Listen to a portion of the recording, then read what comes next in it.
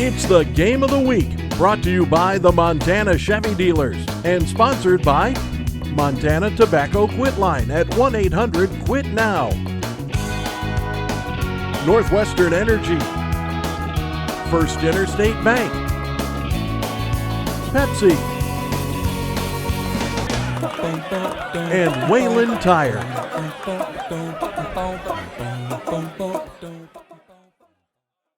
And welcome everyone to Tillman Field in Havre. Week number 8 of this Frontier Conference season. Rocky Erickson alongside Jason Walker. The Lights of MSU Northern at home up against Eastern Oregon. Jason, Eastern Oregon's a team that was picked to win the Frontier Conference. They won their first 3 games this year, but now they've lost 3 in a row. They have lost 3 in a row, and it's funny, over the last decade or so, the coaches that pick the team to win it in the preseason don't win the Frontier. So what do the coaches know? I know that we have 2 really good ones here today, in Andrew Rowland and Tim Camp. Tim Camp, the legend of the Frontier right now, as his 14th season. He's got a pretty good quarterback, but that offense is going to have to get going. Neither team really has a great offense at this moment. Both offenses have struggled in a big, big way. The Lights have only scored 4 touchdowns in the last 4 weeks, while the Mountaineers of Eastern Oregon, they've only scored 3 touchdowns in the last 3 weeks. You mentioned the Mountaineers quarterback, Kai Quinn. Unbelievable. He's 9th in school history in rushing. He's 2nd in passing. That young man can do it all. He absolutely can, and he's been great since he was a freshman. He's been a starter since he was a freshman, and I've just fallen in love with him more and more each year as we cover the Frontier Conference. And he's, I was talking to Mike Van Diest, the defensive coordinator here at Northern. We were talking about Nathan Dick, the last game you and I did with Rocky here.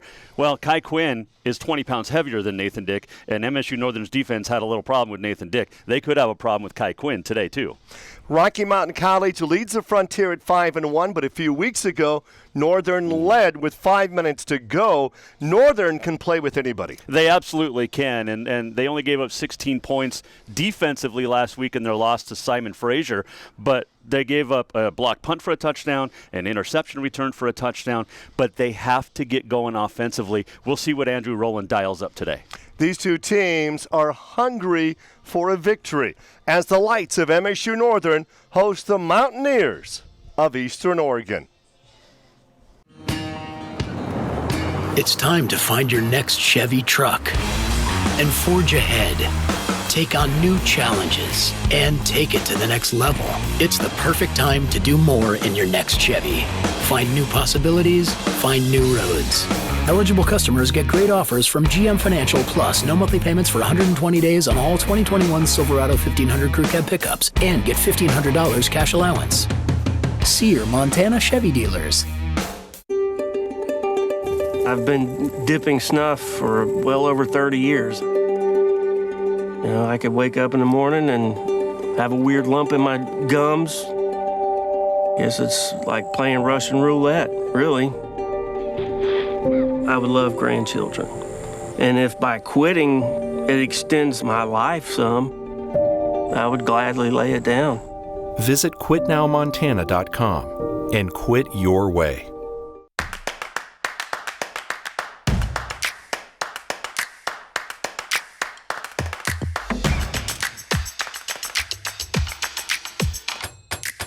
Those moments where banking is the last thing on your mind? Yeah, those are our favorite moments too. Bring on the day. First Interstate, built for you. Voted one of America's best banks by Forbes magazine and earning your vote every day. At Wayland Tire, it's service first, quality always. Performance, pride, and passion. 3 things that define the rich legacy of BF Goodrich Tires and the lasting partnership that we've shared over the years. Like the ever-popular BF Goodrich KO2 tire and all the Advantage TA line of tires, stop in and talk to your local performance experts at Wayland Tire and get set up with the right type of tires from the company that invented performance, BF Goodrich. Wayland Tire. We know tires.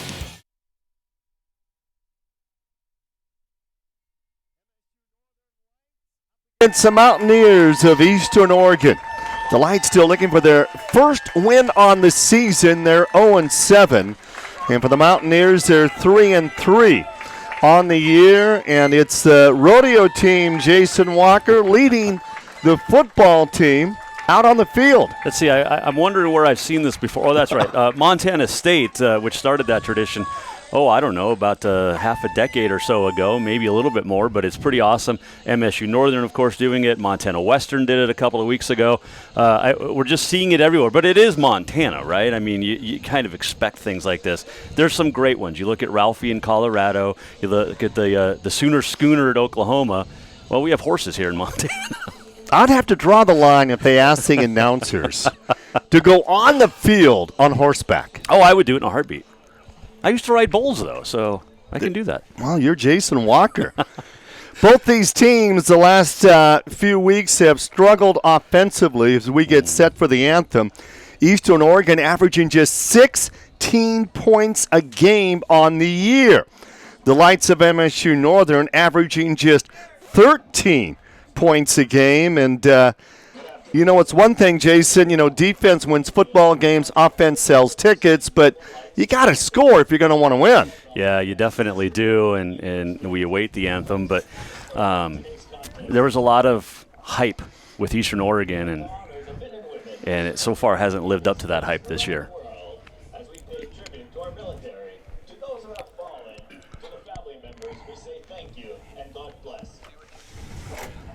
And now, friends, the song that unites us all, our national anthem. Singing our anthem today is Caitlin Malopney.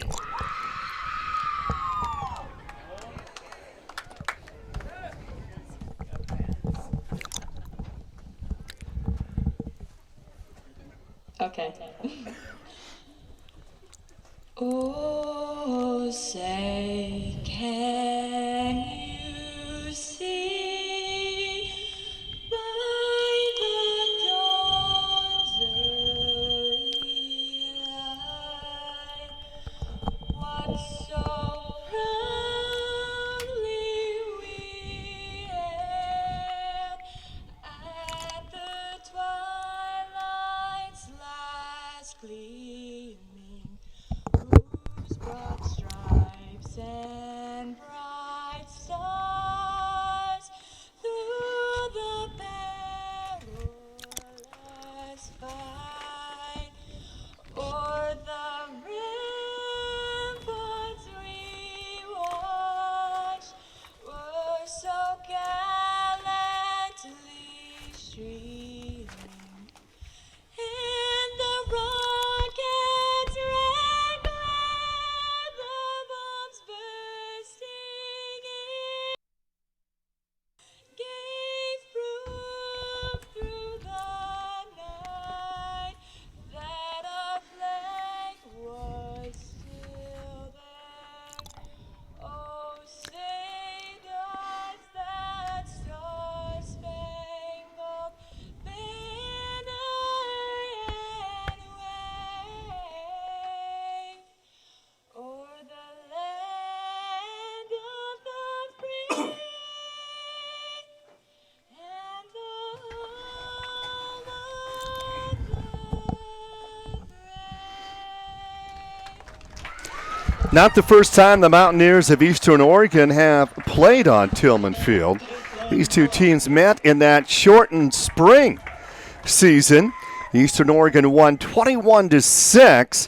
Northern had just minus 4 yards rushing in that game. Eastern Oregon rushed for 285 yards. It is the 24th game in the history of the series. Eastern Oregon leads 17-6.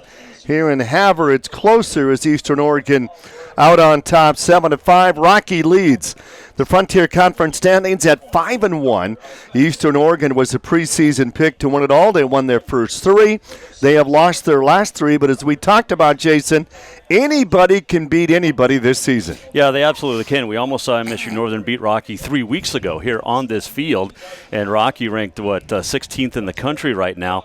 As you get a look at Kai Quinn, the starting quarterback for Eastern Oregon, he is an absolute animal. And but yeah, I mean, Rocky obviously in the lead.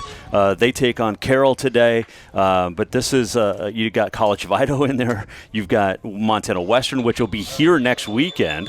But, I mean, this is a chance, really. There's 4 or 5 teams, Rocky, that can still win this conference. And, the sad part, and we've talked about this before, Jason, only one Frontier Conference team is going to get into the NAIA postseason, and that's going to be the team that is going to come out on top and win the conference. But, hey, we all know there's 3 or 4 teams that would do just fine in the postseason. They absolutely would, and normally I'm a big cheerleader for the Frontier. But here's the thing this year is it's the same argument, but this year it really holds true. There's not a true great team in the Frontier. You've got a lot of good teams, which would do some damage in the playoffs. Don't get me wrong on that.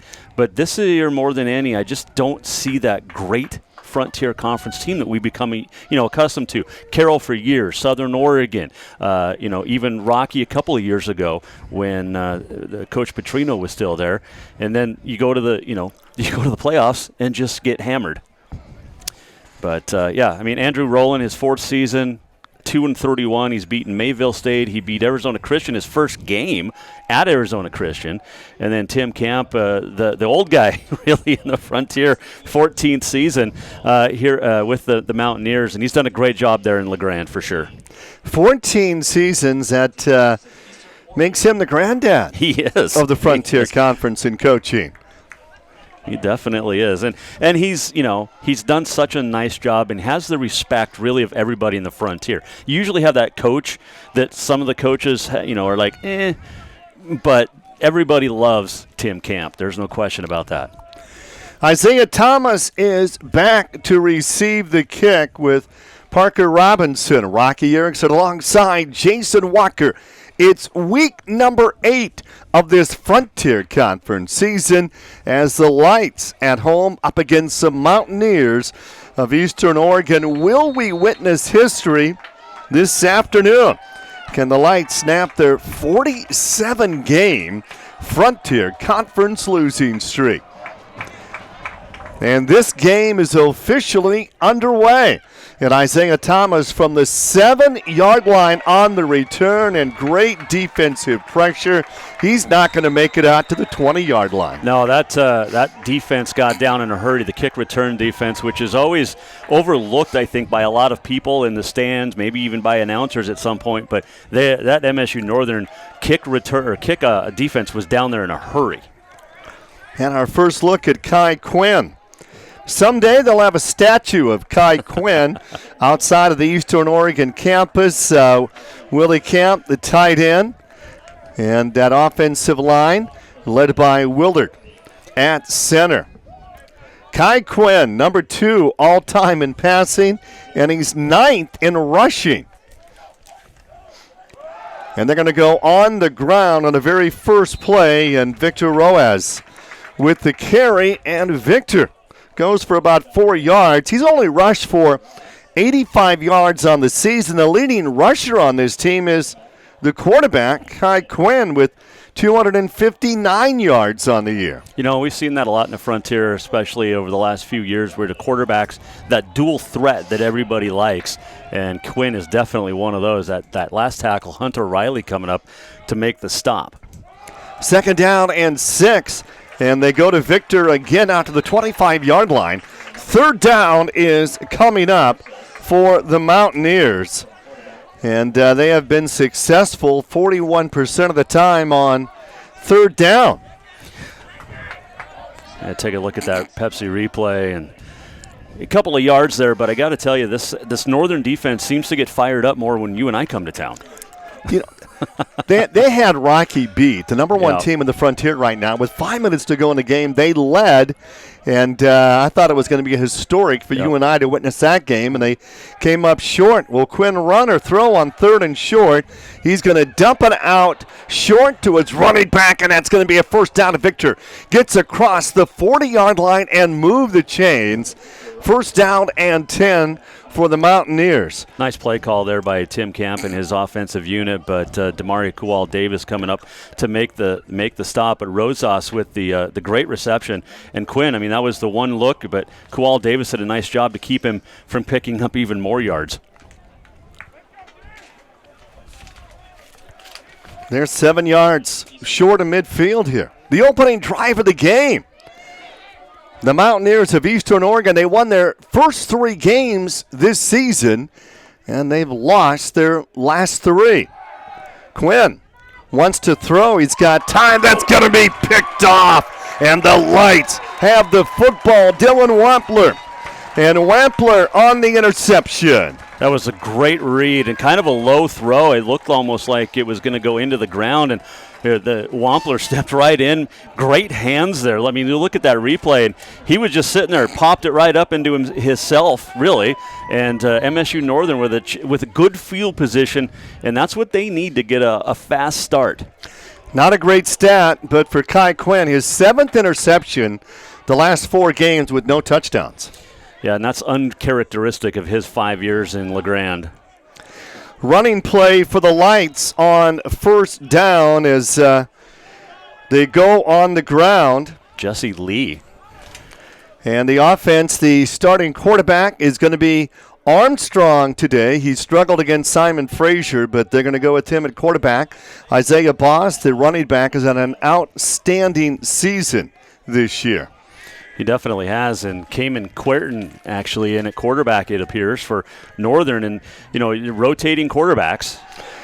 And Cayman's going to throw on second down. Pass is caught. It's going to be out of bounds. So the depth chart said that Devontae Armstrong was going to be the starter, but that's not the case. Solo Taylor, the defensive star for Eastern Oregon. He's a transfer from Boise State.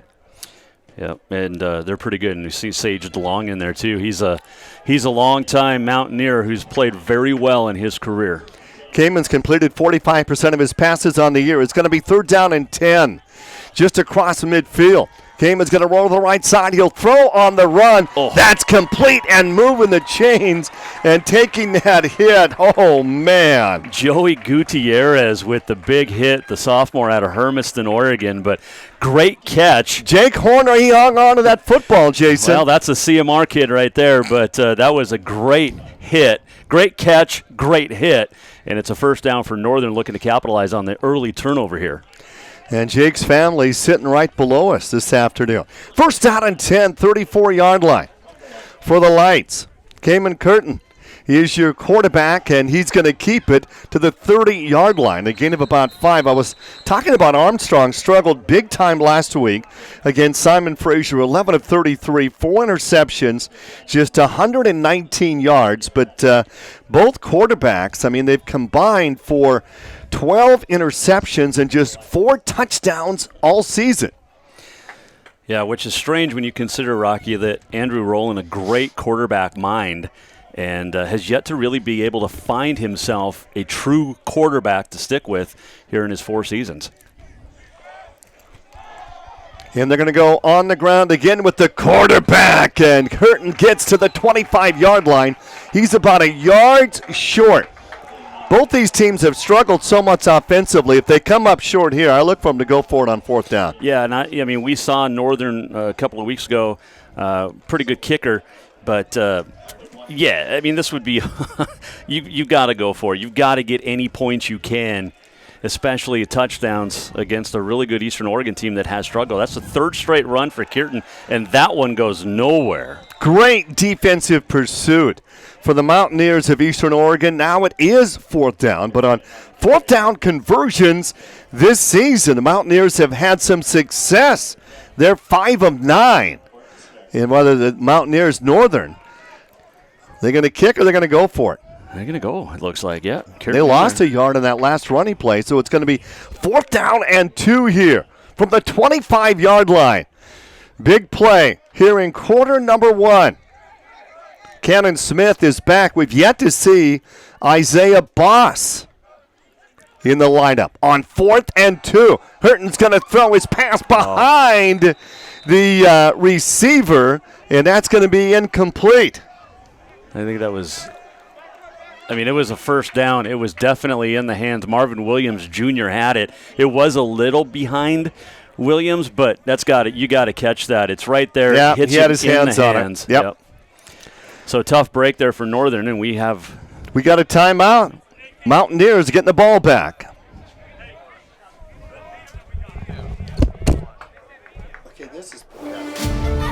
Montana. We're proud to say it's where we live and where we work. We're so much more than pretty scenery. We are all hardworking, resilient, and resourceful. The vibe is different here. Stockman Bank, Montana's brand of banking. What is the power of a northern degree? It is the power to teach and the power to heal. It is the power to feed and the power to fuel. It is the power to choose your career and the power to rise to the top. That is the power of a northern degree, and that power is in your hands. I'm really glad we decided to put carbon monoxide detectors throughout the whole house. I just can't imagine what would have happened if we didn't.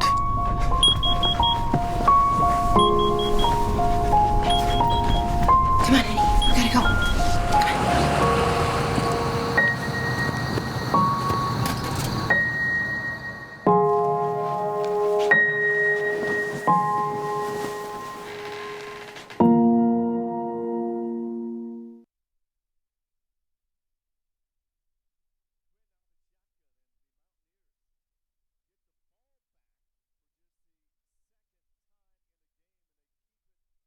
The ground, and Victor with a nice carry for a gain of about 6. Yeah, Victor Rosas has been the man so far for Eastern Oregon, and our depth charts are all over the place, but that's just a great run, and that's a big running back. I mean, he's looks like a receiver, honestly, but when you're out there at 5'11", 195-pound running back, that's he looks bigger than that.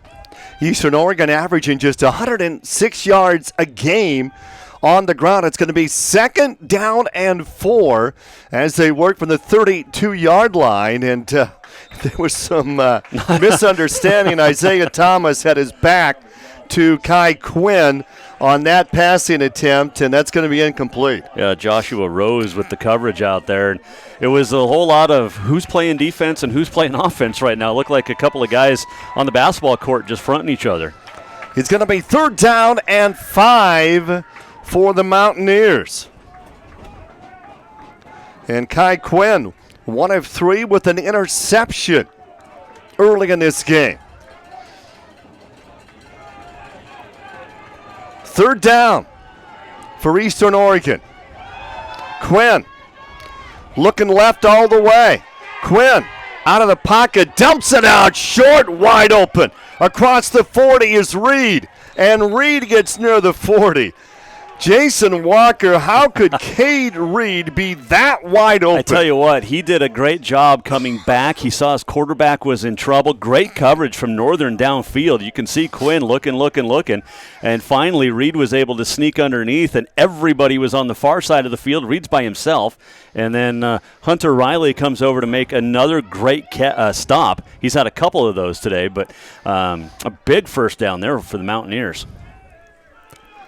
And they're inside Lights territory. Quinn has yet to rush the football in this game. Screen pass caught, 40-yard line to the 35-yard line. And on the catch is Spurrier. He's a freshman out of Yakima, Washington. Kual Davis, another stop over on that far sideline. But Quinn, you can see why he might be struggling this season, but you can see why he's been so highly touted since his freshman year in LeGrand. He's got a quick release. He's on target. And I have, like I said in the pregame, I've loved this kid since he stepped foot in LeGrand. Isaiah Thomas put out wide to the right side. 1st down and 10 for the Mountaineers from the 32-yard line. And they stay on the ground, and Jordan Eggers gets his first call. Eggers goes for about 4 yards. He's the 2nd leading rusher on the team. Coming into the game with 252 yards. The leading rusher, the quarterback, Kai Quinn, at 259. It's going to be 2nd down and 6 for the Mountaineers. Quinn 2 for 4 through the air, 42 yards, and interception. Can the Lights hold them here? It's the second time Eastern Oregon has played on this new Tillman Field. They were here in the spring. Play action. Quinn's going to roll right. Quinn airs it out, and he threw that one away. His intended receiver was Isaiah Thomas, and Thomas was covered well. Yeah, and great coverage again downfield by the secondary for MSU Northern under defensive coordinator Mike Van Diest. But this has been a fired-up defense we've seen a couple of times. And I, talked to Coach Van Diest, the defensive coordinator, like I said, before the game. And, they only gave up 16 points offensively last week to Simon Frazier. It's up to the offense, Rocky, to do something for MSU Northern. Their defense has played really well this season. 3rd down and 6. Quinn looking to the right side. Quinn spins out of a tackle. Quinn's going to run for the first time. He's going to be short of the first down, a gain of just a couple. And 4th down coming up for the Mountaineers. They've got a perfect kicker this season. And will we see Cahill? Cahill has not missed a field goal, 7 of 7. He's not missed a PAT. But the offense is going to stay on the field. This would be a 45-yard field goal attempt if they kicked, and they're going to go for it on 4th down. Yeah, why not? I mean, it's maybe the first team to score wins today with the way these offenses have just been anemic as of late.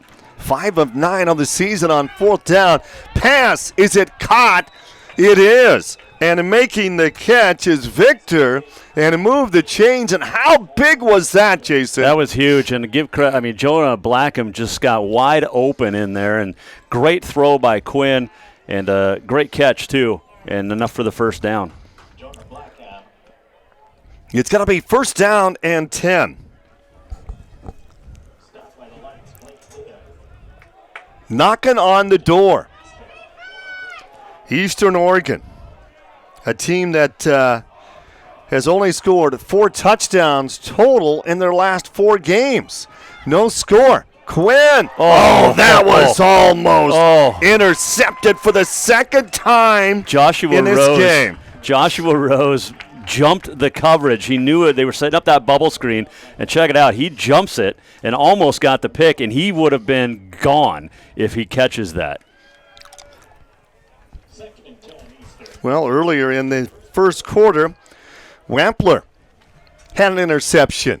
6.5 left to be played, a scoreless first quarter. Week number 8 of this Frontier Conference season. 2nd down and 10 for the 19-yard line. Quinn wants to throw on 2nd down, dumps it out short, and the pass is complete, and not much of a gain there. Now, as they set up the screen to Walker Camp, and Quinn just underthrew it. Nice job by Camp to make the catch. But he had blockers, he had running room, and that was on Quinn. Bad throw, good catch by Camp. Walker Camp, and there's also Willie Camp. Any relation to Tim Camp? I'm guessing so, yeah. 3rd down and 10. Kai Quinn, 5 of 9. 63 yards and a pick on the day. Quinn flushed out of the pocket. Quinn's going down.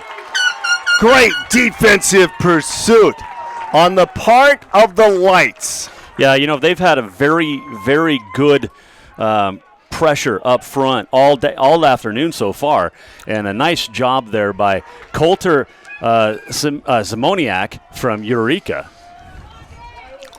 And brings up Cahill now. Here's your boy. He's got a chance for that. Cahill, can he stay perfect? A 40-yard field goal attempt. He's 7 of 7 on the season. Snap back. The kick's on its way. And he's 8 for 8, a 40-yard field goal, and the Mountaineers have scored first this afternoon. We're back with more right after this. I got some new flies and a rod for my birthday, so we're gonna take the boat and float a different stretch of the river tomorrow. I checked, and there are no overhead power lines in that area, so I'll be able to cast for miles. But here, that's a different story. With Northwestern's power poles and lines just over there, we stay at least 10 feet away and only handle the outdoor chores on this side of the house. which means I get to spend more time casting lines while the professionals work around them. What is the power of a northern degree? It is the power to teach and the power to heal.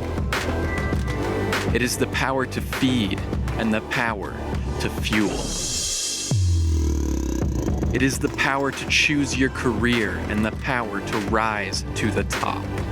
That is the power of a northern degree, and that power is in your hands.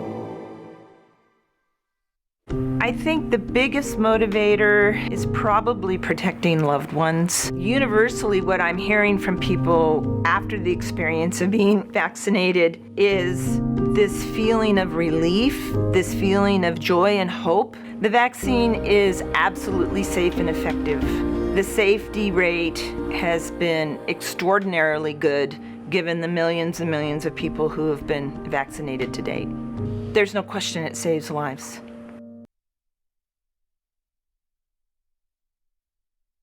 Back at Tillman Field in Havre, Rocky Erickson with Jason Walker. And how about Zachary Cahill? 11 for 11 on PATs. Now 8 for 8 on the year in field goals. And I'll tell you what, Jason, that would have been good from 55. Yeah, and he just tucked it on the inside there of the left upright, but into the wind, too. Let's not forget that. It's actually a little breezy in Havre, which we're more accustomed to. 3 weeks ago we were here. There was no wind, and it was almost 90 degrees, a little bit warmer or chillier today at 55. Cahill's one of just 3 kickers in the NAIA in the nation who is yet to miss a kick, and a squid kick there, and it's fielded short around the 33-yard line by Chola Davis. Yeah, that was a... What kind of a kick was little that? Pooch kick. Yeah. I did a game a couple weeks ago, or last week, Bozeman-Gallatin high school game, and there was nothing kicked deep. Everything was a squib kick. That was that little pooch. Well, I announced West football games this year, and nobody kicks to Taco Dowler. Well, why would you? Well, he did have a 79-yard kick return for a touchdown last night, and then it's like, no, we're not going to kick to him again. Curtin, screen pass is caught out across the 35-yard line and near the 40-yard line, and that's going to be close to a first down for the Lights. Yeah, and Vaughn Pachung out of the background or out of the backfield, just making that catch. Great throw by Kierton. Nice catch and run there by Vaughn Pachung. So Isaiah Boss, who has been brilliant this year for Northern, and he's number 1 on the depth chart, we have not seen him yet. It's going to be 2nd down and 2. And Curtin's going to keep it, and he's going to be short of the first down by about a yard. Yeah, Dylan Wampler, who had the interception out there blocking in front of him, it looked like. Yeah, it was. As Wampler stays onto the field, number 42. Well, put your big fullback in there, and your linebacker is the same guy, and he stays in. So same formation, just different sides. So expect Quirton to run to this side. Oh, he comes up under center now. Interesting. And Curtin's going to keep it, and he gets a good mark. It's kind of a misdirection putting that defensive star Wampler in there. It's like, are they going to hand the ball off to him? Is he going to be a blocker? He was just a decoy. Well, a few years ago, Carroll College had a guy by the name of Sean Bloomquist, one of the better linebackers in all of the NAIA and in the history at Carroll, and he had himself a few touchdowns too because he was just big enough. They put him in the backfield, let him run short yardage. Didn't that start with William the Refrigerator Perry and the Chicago Bears? Well, Sean Bloomquist a little bit, and Dylan Wampler a little bit better shape than the fridge. And it's almost stuck in the backfield. Curtin got the pass off, but nice pressure for Eastern Oregon. Solo Taylor came in, the junior transfer from Boise. You talked about him in the outset. Pretty good speed, and he gave Kierton all he wanted there. This might be the only game in college football in the nation today, Jason, where both teams average less than 200 yards passing a game. That's amazing statistic. Well, today with the wide open offenses you have, especially in the Frontier Conference. 2nd down and 10 for the Lights, and they keep it on the ground. And a short gain on that play by Kenan Smith. And Hayden Brandon coming up to make the stop, the first initial hit there.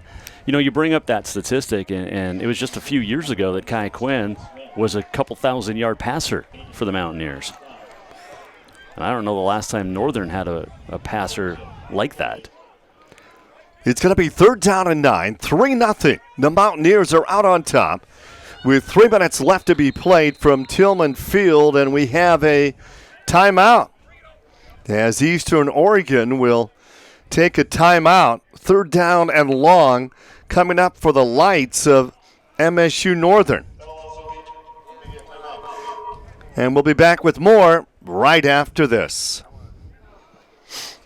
At Independence Bank, we're local and you're our neighbors. For generations, we've worked hard to earn the trust of our customers. The decisions we make are based on how to best serve the people and communities on the High Line. You'll see that in the products we offer, from our online and mobile banking to lending solutions that are tailored to fit your life. Our MSU Northern and School Spirit debit card programs are just 2 of the many ways we give back to our communities. At Independence Bank, we're not only banking on the High Line, we're building for its future. Member FDIC, Equal Housing Lender. Out here, we love our animals, from the wildlife to the livestock. Inside, it's the same. They're just like family. We keep them happy and healthy, most of the time. Secondhand smoke puts pets at risk for cancer, feline lymphoma, vomiting, increases the risk of tumors and lung cancer, even causes eye and skin disease. Secondhand smoke puts your pet's life at risk. We are Northern. We are the teachers and the nurses. We are the farmers, the plumbers, the electricians, and the technicians. We are dedicated, passionate, driven, and sought after. We are the world's essential workers, and we are prepared for whatever comes next. Join us and prepare for the world at MSU Northern. Curtin on the day, 2 for 5, throws on 3rd down, and that's going to be intercepted. And the Boise State transfer with the pick, Solo Taylor on the interception. Yeah, he was wide open, and I don't know if Curtin, they maybe thought he was wearing a Northern color jersey, but that was just not a wise throw as he was going for the intended receiver looked to be Joel Hadley, but it was all Solo.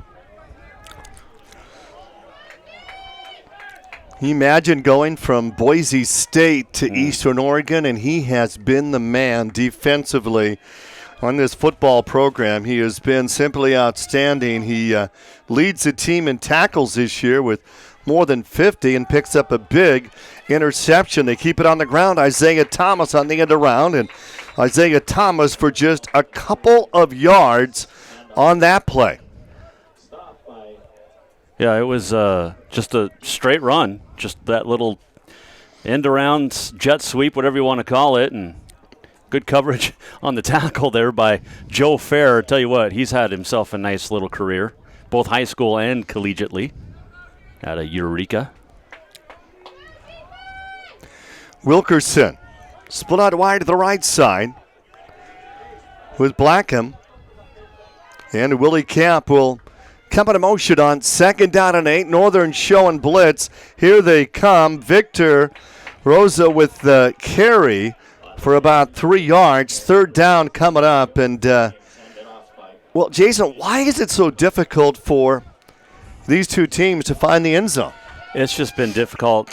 It's unexplainable in a way. I mean, you're playing some good defenses in the Frontier, but there's just something missing for both teams, and I'm not sure exactly what it is. But we've yet to see any real fireworks here today, and I know we're only in the first quarter, but a couple of interceptions, one by either team, that's part of it. Turnovers play a huge factor. 3rd down and 4, Northern's coming again. And Kai Quinn throws it up for anybody. Oh, incomplete. Almost intercepted by Hunter Riley, but I think if he would have made that catch, he would have been out of bounds. I think so, too, and it was the coaching staff all down there thought he had it, and but huge fourth down. Let's watch this again here on the Pepsi replay. Quinn throwing on the run. He tried to throw that one away, and Hunter came out of nowhere and almost got the pick. Well, and Joe Fair again with the pressure from that backside and forced Quinn to roll out to his right, I think, more than he really wanted to. And now it'll be a punt situation. Eastern Oregon with their first punt of the afternoon. That's a live football.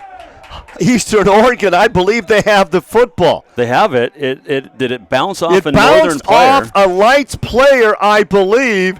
And yes, the Mountaineers come up with it inside the 20-yard line. Well, you've got a whole lot of... Watch this. 4 officials talking.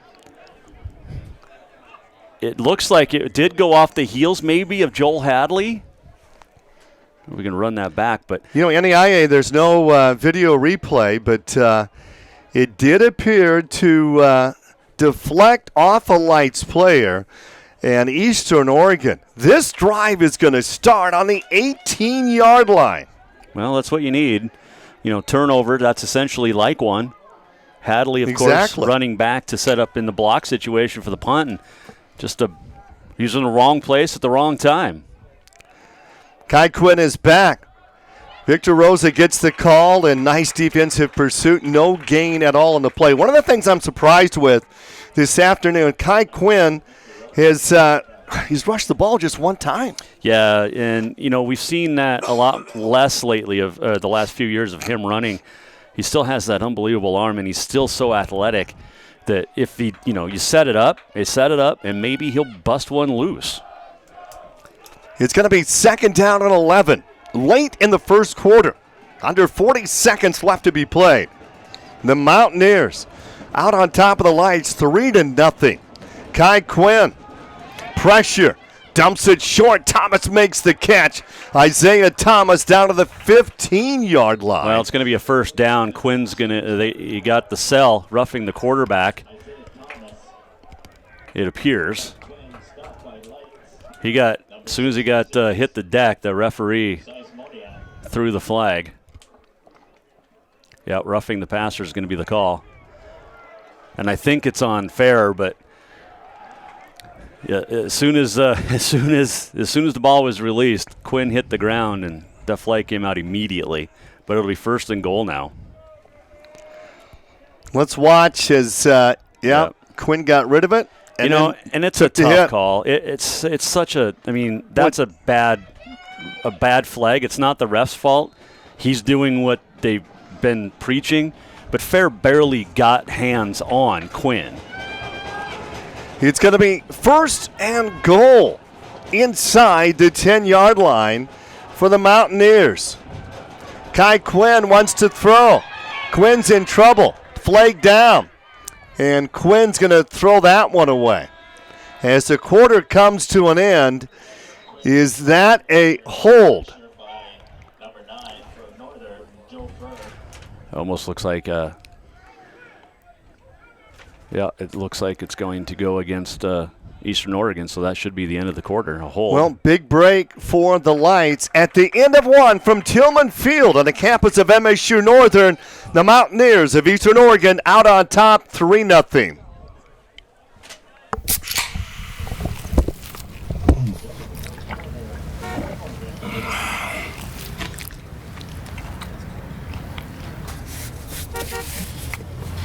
Sandwiches, better with Pepsi. At Wayland Tire, it's service first, quality always. So stop in today and let us find the right set of Michelin tires for you. If you value longevity, check out the Michelin Defender family, Michelin's longest lasting family of tires on the road. Whether you drive a car, minivan, SUV, or truck, you'll be able to do more for more miles. Come visit our team of experts at Wayland Tire so we can match you with the right tire for the way you drive. Wayland Tire, we know tires. Next time you're on the High Line, come visit us at the American by Wyndham Havre. Make yourself at home in a spacious room or suite with a comfortable bed. Great amenities, complimentary hot home-style breakfast, wired and wireless internet, a fitness center, spa tub, and an inviting indoor pool. Our friendly staff will meet you at the American by Wyndham Havre. Call us or visit our website. This is Mountain Dew. A rush of crisp and refreshing flavor. Delivering a bold citrus kick. Do the Dew.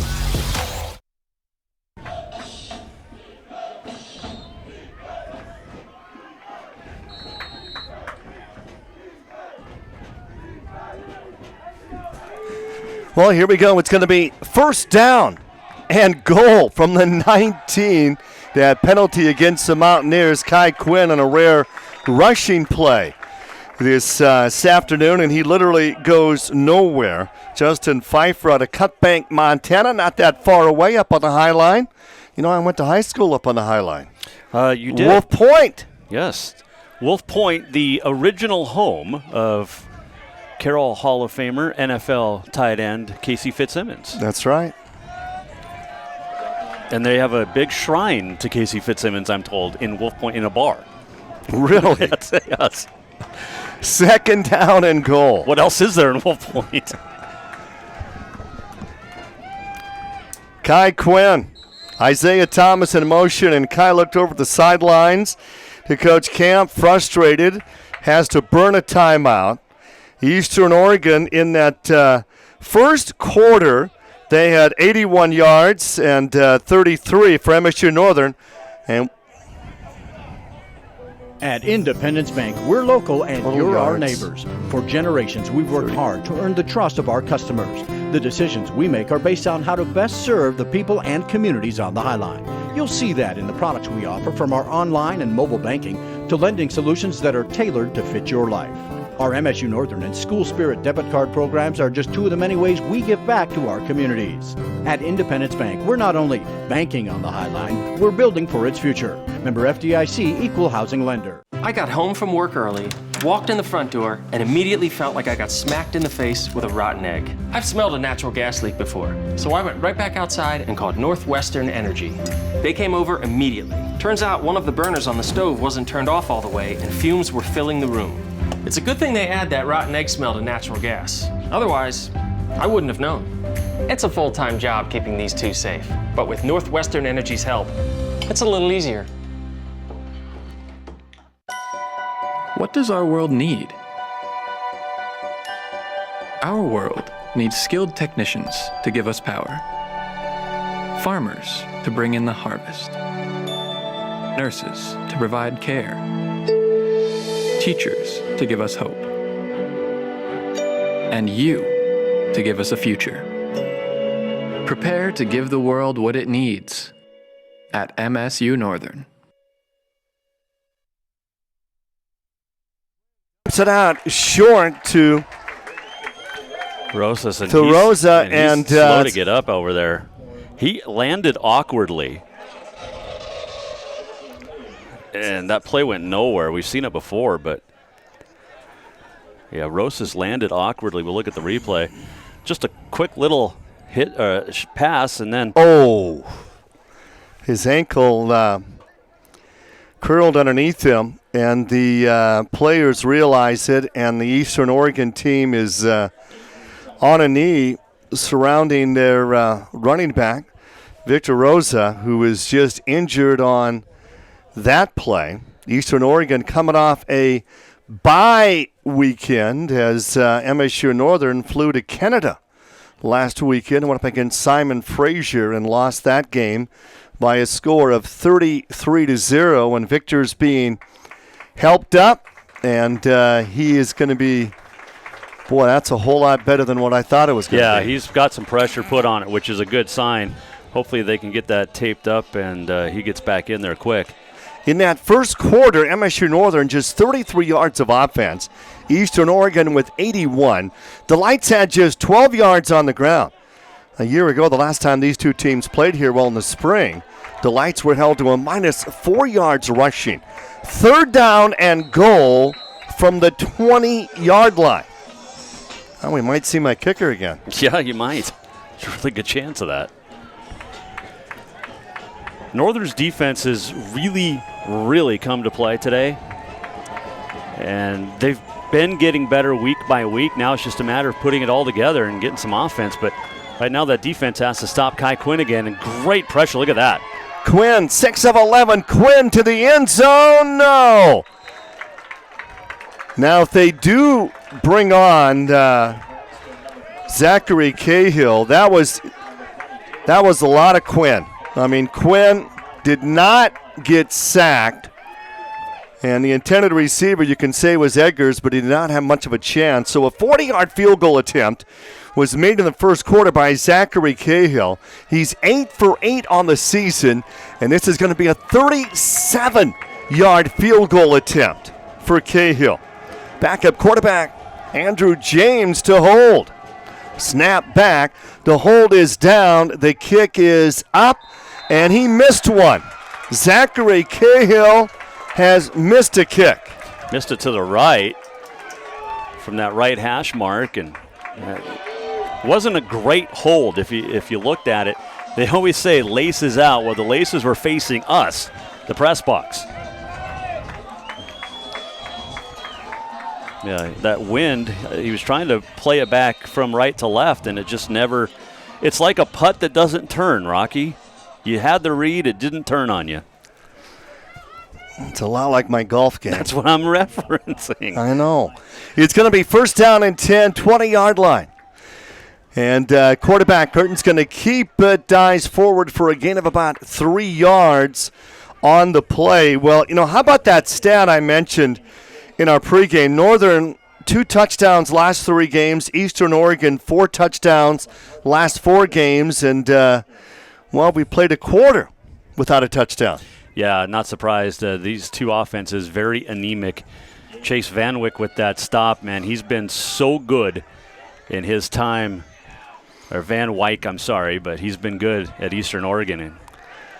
Well, on the scramble for Curtin, and he gets brought down at about the 25-yard line. Sage DeLong, Solo Taylor, all in there. There was another one as well. They had some help from teammate Xavier Edson. Can we say that the Mountaineers have the best-looking helmets in the conference? They're pretty sharp. I will say that. They're pretty sharp. It's going to be 3rd down and 7. Cayman Curtin 2 for 6, just 21 yards through the air. Quarter number 2, week 8. From Tillman Field on the campus of MSU Northern. Cayman wants to throw over the middle, deflected. It's going to be intercepted again. Brennan Pope with the interception. Yeah, and that one was tipped up in the air. So if Patrick Mahomes' mom is watching, she would like that not to be ruled an interception, if you remember from a couple of weeks ago. But tipped right up in the air by Northern's Tavares George. And then it came down into the hands of Pope, and Eastern Oregon putting the defense of MSU Northern right back out there. Well, Cayman Curtin has been picked off twice in the game. He's got 2 interceptions and 2 completions, and the Mountaineers are getting chances after chances, and they really haven't taken advantage of it. Well, that front 3, 4, that front 7 really for MSU Northern's defense, again, right there. Very big. For a gain of just a couple on that play. Yeah, it's just straight defense that Mike Van Diest has always run, that 3-4.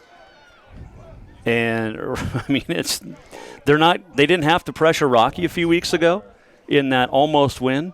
They were getting good pressure with 3 guys, and you just look at that front line, just got it done again. 1929 was a good year. You know why? I'm sure you'll enlighten me. Both of these schools, MSU Northern and Eastern Oregon, were founded the same year in 1929. Good reference. It's going to be 2nd down and 9.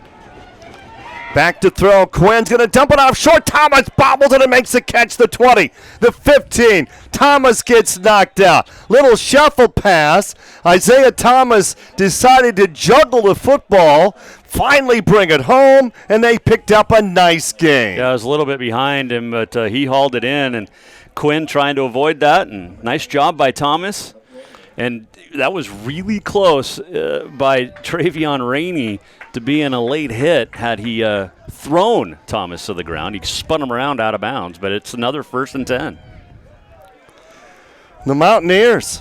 Best offensive play we've seen so far. It is. That's exactly right.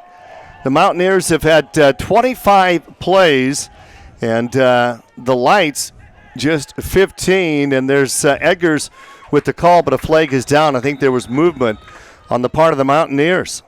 Offsides on the defense is going to be the call. Oh, boy. Well, coming up on the First Interstate Bank halftime show, Jason Walker, you lined us up an interview. Yeah, I'm going to talk to MSU Northern women's basketball coach Chris Mowat, who's done a great job. Hoops for a cause over the last 5 years, but he's done a very nice job here coaching the Northern women's basketball team. And he's just a great guy. He does wears a lot of different hats here for the Northern Athletics Department. It's going to be 1st down and 5 from the 7-yard line. And Eggers to the left side, and Eggers goes nowhere. Fair there, and once again, it's that front three for MSU Northern doing a great job, not allowing really any running room. Well, if we have time, Jason Walker, I'm going to also share a story, a Holocaust story that has a sports ending to it. Okay. And Jason said, I can't wait to hear that. I can't. It's going to be 2nd down and 5 from the 7-yard line. 3-0. Mountaineers are out on top. And Camp will come in motion across the right side. Kai Quinn going to hand it off into the end zone for a touchdown. Untouched is Nathan Reed. Well, that was set up by just keep pounding it up the middle, and then they send Camp in motion from the left to the right. They run it back to the left side, and the touchdown for the Mountaineers, and put some separation between themselves and Northern here in the first half. Cahill on for the PAT. I might have been able to run through that hole. That was pretty big. Nice crowd on hand here at Tillman Field. Cahill 11 for 11 on PATs. Well, I just missed this season. You just jinxed him on a field goal. I know. And his PAT is good, so it's 10-0. Mountaineers out on top of the Lights of MSU Northern.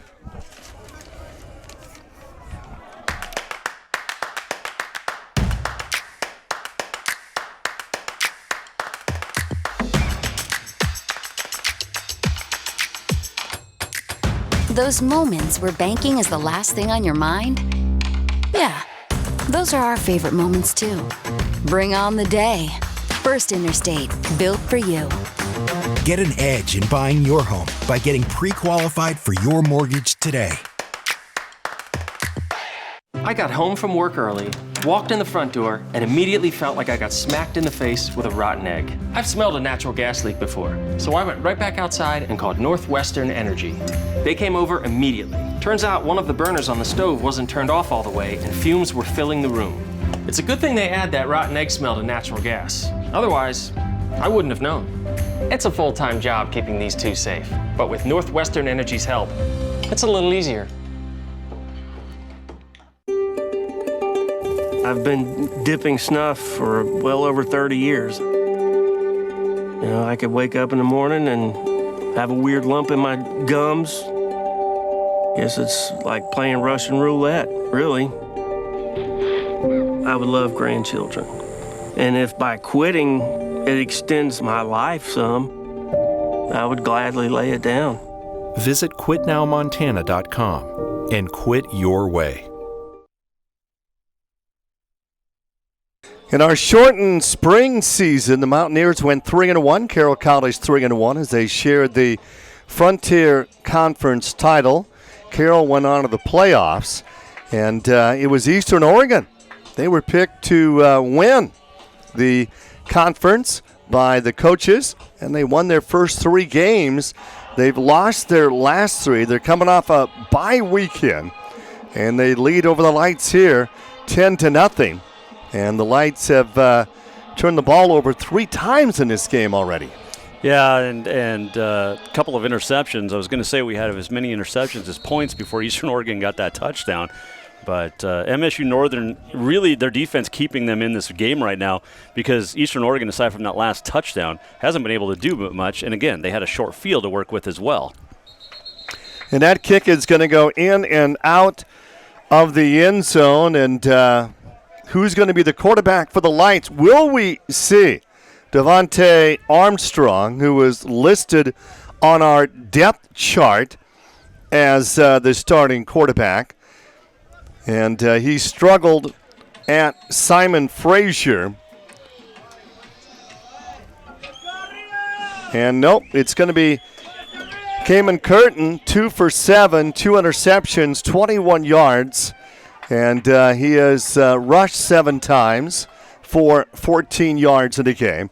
The Lights take over, first down and 10, and they keep it on the ground, and Smith gets stopped at the line. That second effort gave him a couple of more yards, and we've yet to see Isaiah Boss, and he may be hurt.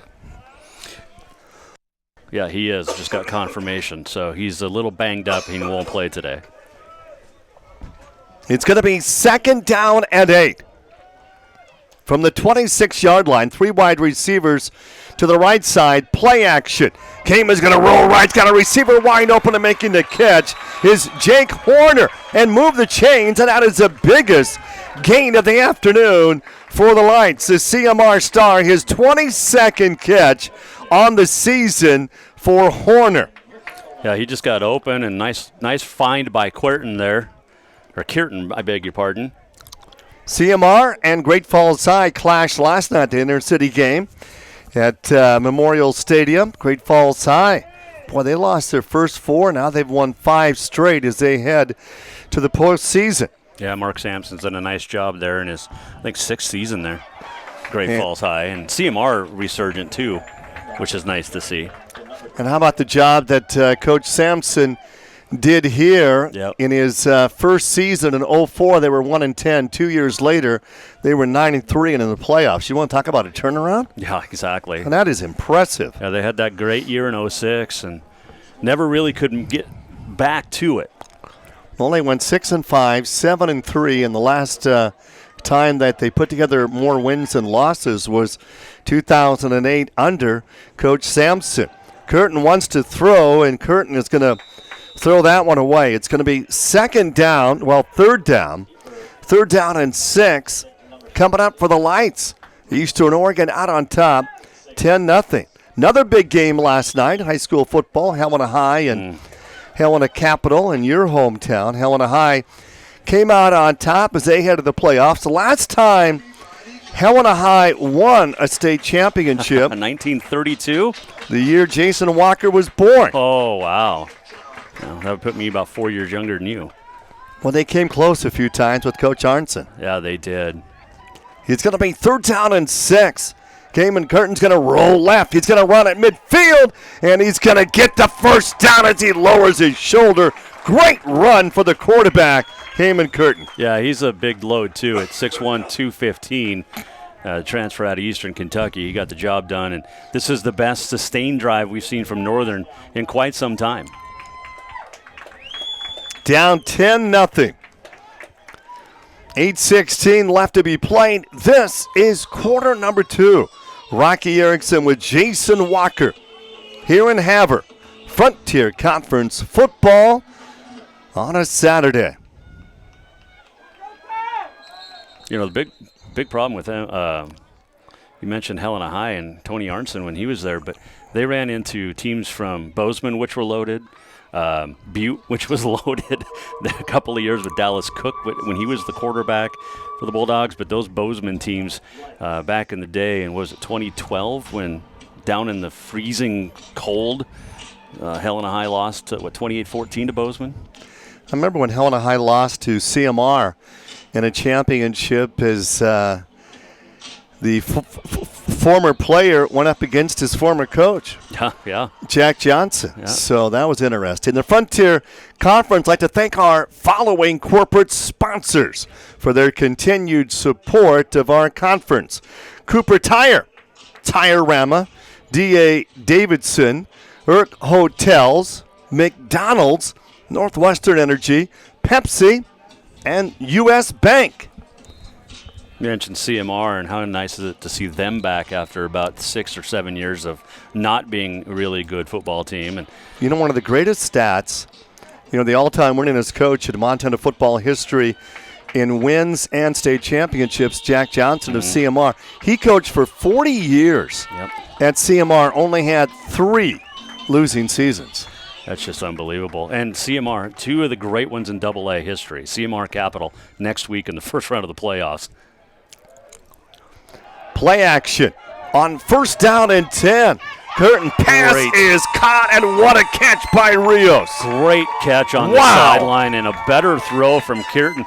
And you see, Rocky, with him having, you get a sustained drive, and the confidence just builds play by play, and that was a great throw on the run. The Lights with their best drive of the afternoon. Here in the second, another first down as they work from the 33-yard line. And on the handoff, Smith tries the left side, and nothing doing, and Cannon Smith's going to be held up. That's going to be a loss of a yard. Yeah, great pressure up front by the Mountaineer front line, and really allowed, stopped Northern from going anywhere on that play. When the Lights have had success this year, it's been when Isaiah Boss has had big games, when he rushed for 158 against Rocky. When they outscored Western 14-0 the second half, he went for 122 yards. Well, he's out. Someone has to step up. And on the reverse, and Marvin Williams on the carry, gets across the right side and gets down inside the 20-yard line. Nice stop by Brennan Hall. Possibly avoiding a touchdown there, but nice play call. That's Von Pachung. Well, you little razzle-dazzle and mix it up a little bit with a trick play. Why not? Yeah, why not? You got to try something. And it was a great block he got, too, at about the 40, which sprang him for even more yards.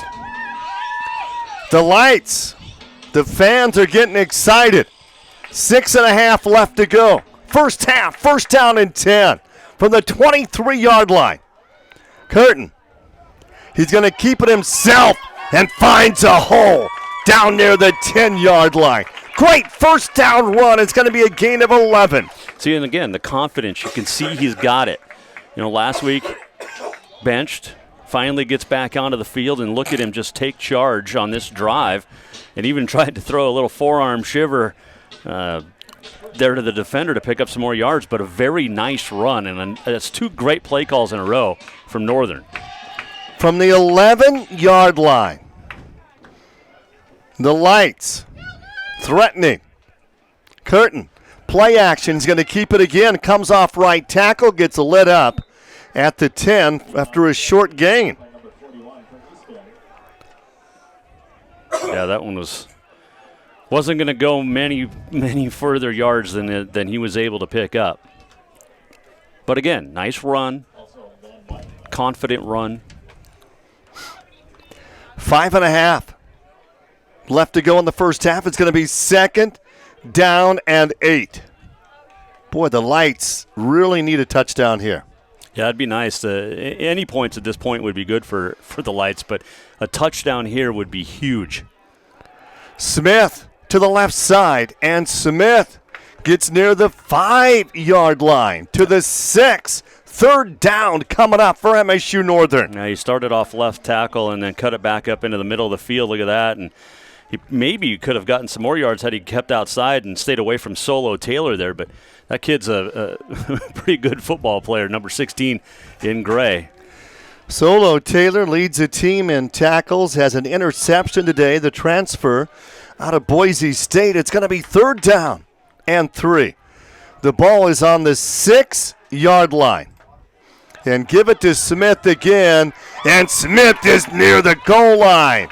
He is not in, but he does have a first down. Oh, New my. set of downs, first and goal, that's huge. And not only can you feel the confidence from Curtin, you can also feel it from Smith and that entire offensive line for MSU Northern.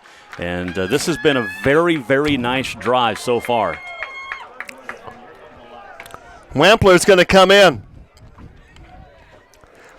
And Curtin's going to come under center, keep it himself as he follows his center. No indication that he's in. I think it's going to be short. Well, it was funny that it's the quarterback sneak, and we saw that earlier, but they put Wampler in to push the pile from behind. You follow your big center and left tackle, or a guard rather, but there's Wampler trying to push him forward along with Joe Fair, your defensive end. So you put in the big boys, the strong guys, trying to push that forward. It's going to be 2nd down and goal. Wampler from the 1-yard line. Yeah, Wampler and Fair still in there. Same play. Quarterback comes under center, tries the right side, the movement. He's in. Touchdown for the first time in 3 games. The Lights find the end zone. That was just a great call, and you could see it set up. They were going to run Kirton no matter what. They were going to run that sneak no matter what, and you've got Wampler and Fair pushing the pile from behind, and it results in 6. But it was all set up with the confidence. The great pass from Kirton to Rios, which set him up at near midfield, and then after that, a couple of nice runs. With 3:31 left to be played in the first half here in Havre, the Lights have found the end zone, and the PAT is good. It is 10-7. Eastern Oregon out on top late in the first half. Since before the birth of America, the Army National Guard has stood ready to answer the call to defend and protect the nation. Army National Guard soldiers share in an enduring commitment to serve their state in times of crisis and defend their nation in times of conflict. The men and women of the Army National Guard serve part-time in their own communities and have a stake in its continued security. To learn all about the benefits of becoming a soldier in the Army National Guard, visit nationalguard.com. Montana. We're proud to say it's where we live and where we work. We're so much more than pretty scenery. We are all hardworking, resilient, and resourceful. The vibe is different here. Stockman Bank, Montana's brand of banking.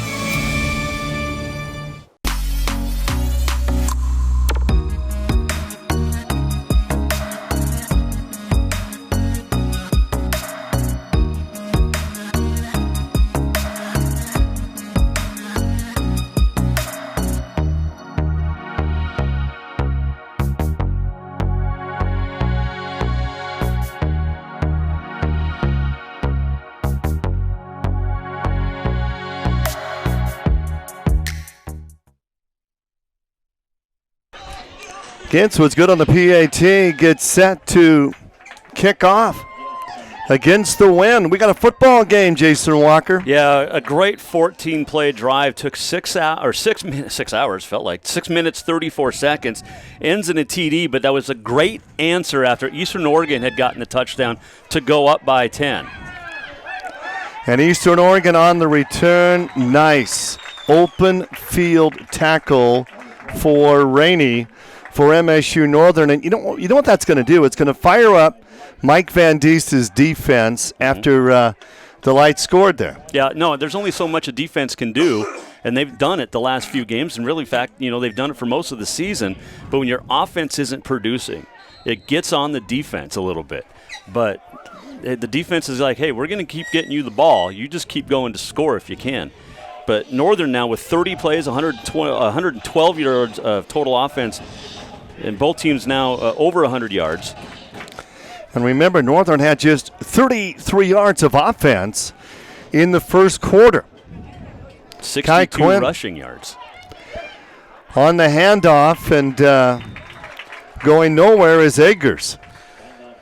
It's going to be 2nd down and 9. The last time that MSU Northern won a Frontier Conference game, my friend Jason Walker announced it September 17th, 2016, when they defeated Carroll College 28-14. Yeah, that was a tough one. You had a couple of injuries for Carroll right off the bat. Northern played really well the that ball day. is deflected, and it is not intercepted. Hadley almost had the pick. Oh, my. I'm not sure who got a hand on it at the line of scrimmage, but, yeah, Hadley gave it every effort he could. He looked like he was on a slip and slide. And that went off the helmet. That went off a helmet. Yeah, a teammate's helmet, and Hadley just kept tipping, and Wampler tried for his second pick of the day. Kai Quinn, 7 of 13. 84 yards, picked off once. 3rd down and 8 coming up for the Mountaineers.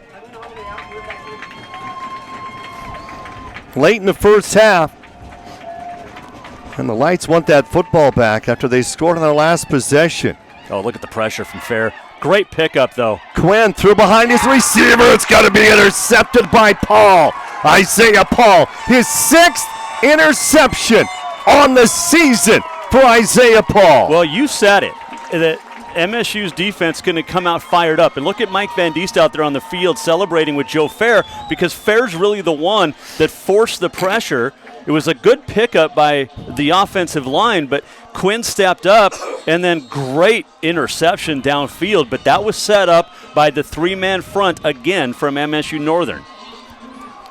Kai Quinn, the last 4 games, has thrown 8 interceptions with no touchdowns.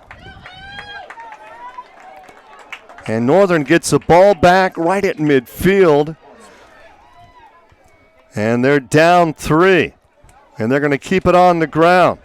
Cannon Smith breaks 1 tackle, and we've seen that before with Cannon Smith. He gets stopped at the line, and that second effort gets him some positive yards. Well, he's a lot like Isaiah Boss, just that extra effort that we've seen all season, and nice run there, but a great stop by Mark Anthony Uribio.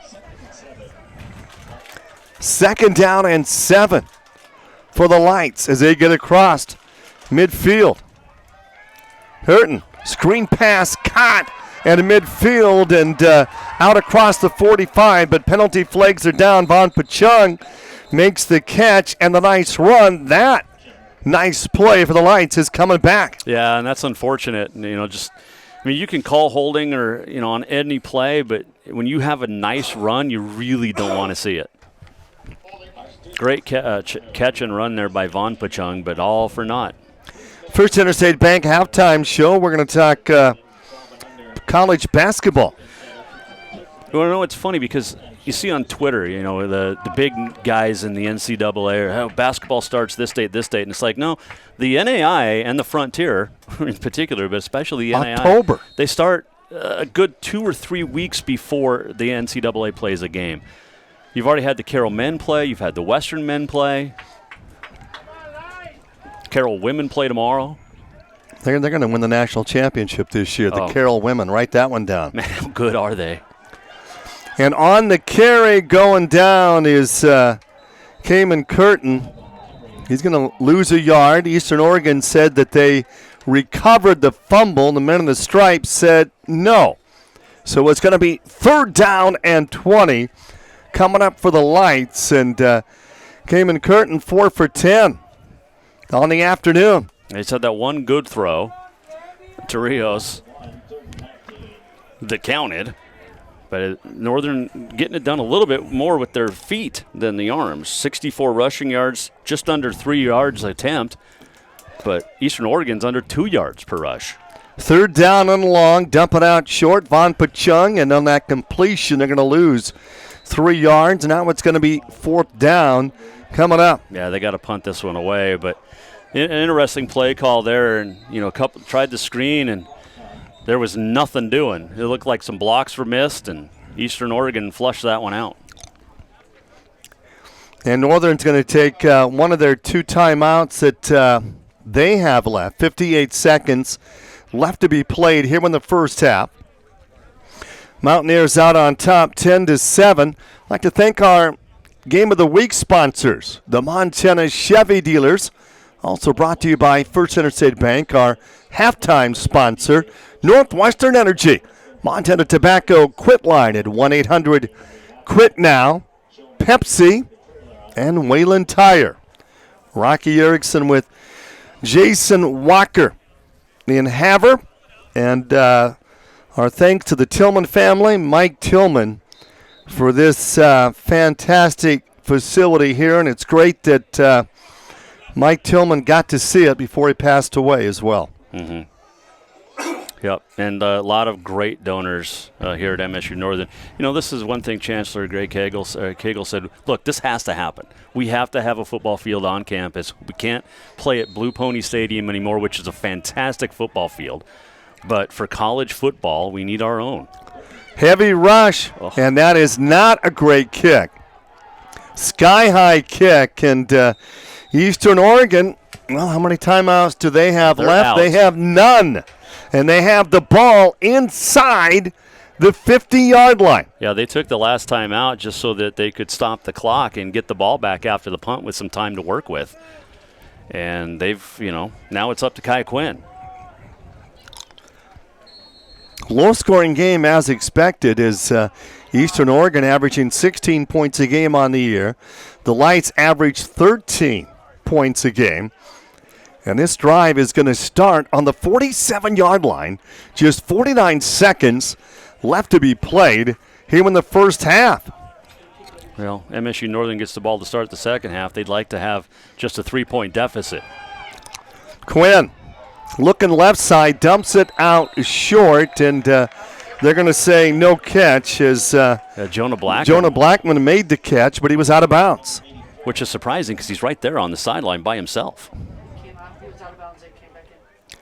It's going to be second down and 10. Well, you know what happened is he went out and then stepped back in. See the head linesman with his hat off. That's usually what that means and he hasn't thrown more than one flag. He just threw the hat as an indicator of this is going to be an illegal catch.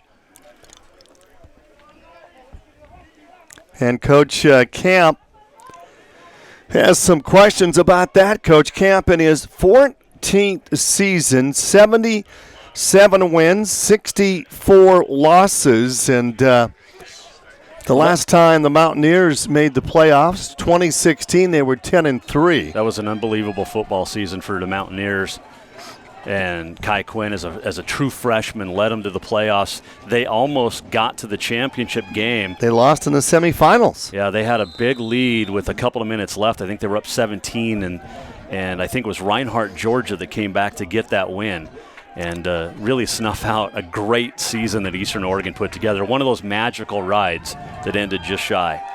Isaiah Thomas, his 16th catch. It's going to be clock running, third down.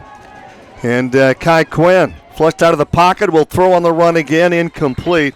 So with no timeouts left and 15 seconds, you throw in the middle of the field? Well, yeah, because you could get the first down.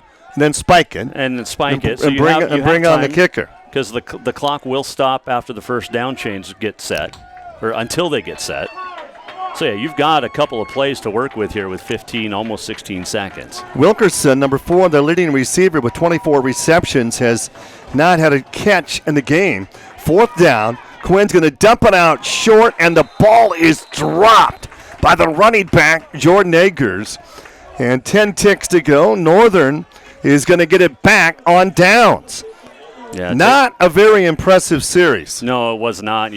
If you're MSU Northern, take the knee, go into the halftime locker room. You get the ball to start the second half, regroup. You got the momentum coming back from that, getting the touchdown to pull within 3. And your defense just did another fantastic job shutting down Eastern Oregon. I think that's the third time turnover on downs, or for sure the second. Mountaineers are putting 2 defensive backs back at the 25-yard line. This is just going to be a knee. They're going to take a knee, and we're going to go to halftime. What a game. Eastern Oregon out on top of the Lights of MSU Northern, 10-7 at the break. That'll be your first half.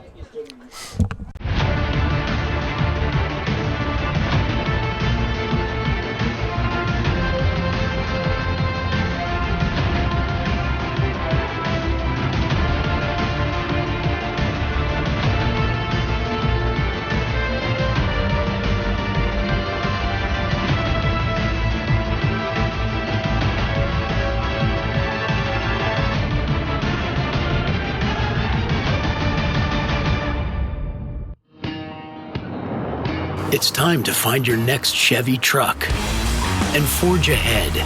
Take on new challenges and take it to the next level. It's the perfect time to do more in your next Chevy. Find new possibilities, find new roads. Eligible customers get great offers from GM Financial Plus. No monthly payments for 120 days on all 2021 Silverado 1500 Crew Cab pickups and get $1,500 cash allowance. See your Montana Chevy dealers. I'm really glad we decided to put carbon monoxide detectors throughout the whole house. I just can't imagine what would have happened if we didn't. Come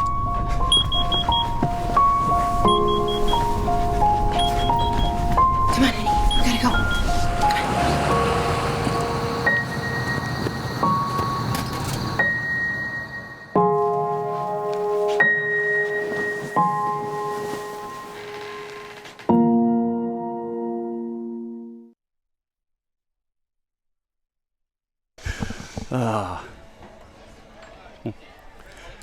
Welcome back. It is the First Interstate Bank halftime show. Jason Walker, and we're going to talk to head Northern women's basketball coach Chris Moe in a sec. 10-7 Eastern Oregon leading here at the half. And Coach, we're talking football. It's week 8 of the Frontier Conference season, but you've got a basketball game coming up in, 3 days? We do. We're rapidly trying to get ready, so we'll see. But we've had some sickness and injuries like everybody else does, but yeah, we'll get there. Yeah, you definitely will. You've got a lot going on right now, though. You I was saying you wear a lot of different hats here. Now, you're not just a basketball coach. Yeah, game days are busy for us as a school. You know, we're a small school. It takes everybody doing a little bit, and everybody chips in. This is a pretty great environment up here, you know, and I think that we've done a decent job a real good job, I should say, of putting games on. We have some things we got to improve and get better in the future, but that's money, you know, so we'll get there. Hey, one thing you and I have talked about over the years is your Hoops for a Cause, and it's such a great event that helps out someone in need, and you help out somebody from each of the Frontier schools at one time or another. Yeah, this was year 5. I know we surpassed $50,000 this year in total, but this year alone was almost $13,000, which is the highest we've ever had. So the sponsors, the kids that come to the camp, the Frontier players and coaches, I mean, they are so awesome, and they've helped in so many ways with really good causes across the board. And there's my boss. But yeah, we've just been really blessed, and to have the coaches jump on board every year and say, we'll meet you wherever you're doing the camp, and they bring players, and that just brings smiles to those kids that are there and ultimately helps somebody who really needs it. Yeah, it definitely does. You've done a nice job organizing that over the last 5 years. As we talk to Chris Moe out here, First Interstate Bank halftime show, take me through your team. You know, like I said, you played an exhibition, I think, with Dickinson in a couple of days, but this is setting up to be another good year for MSU Northern basketball. I hope so.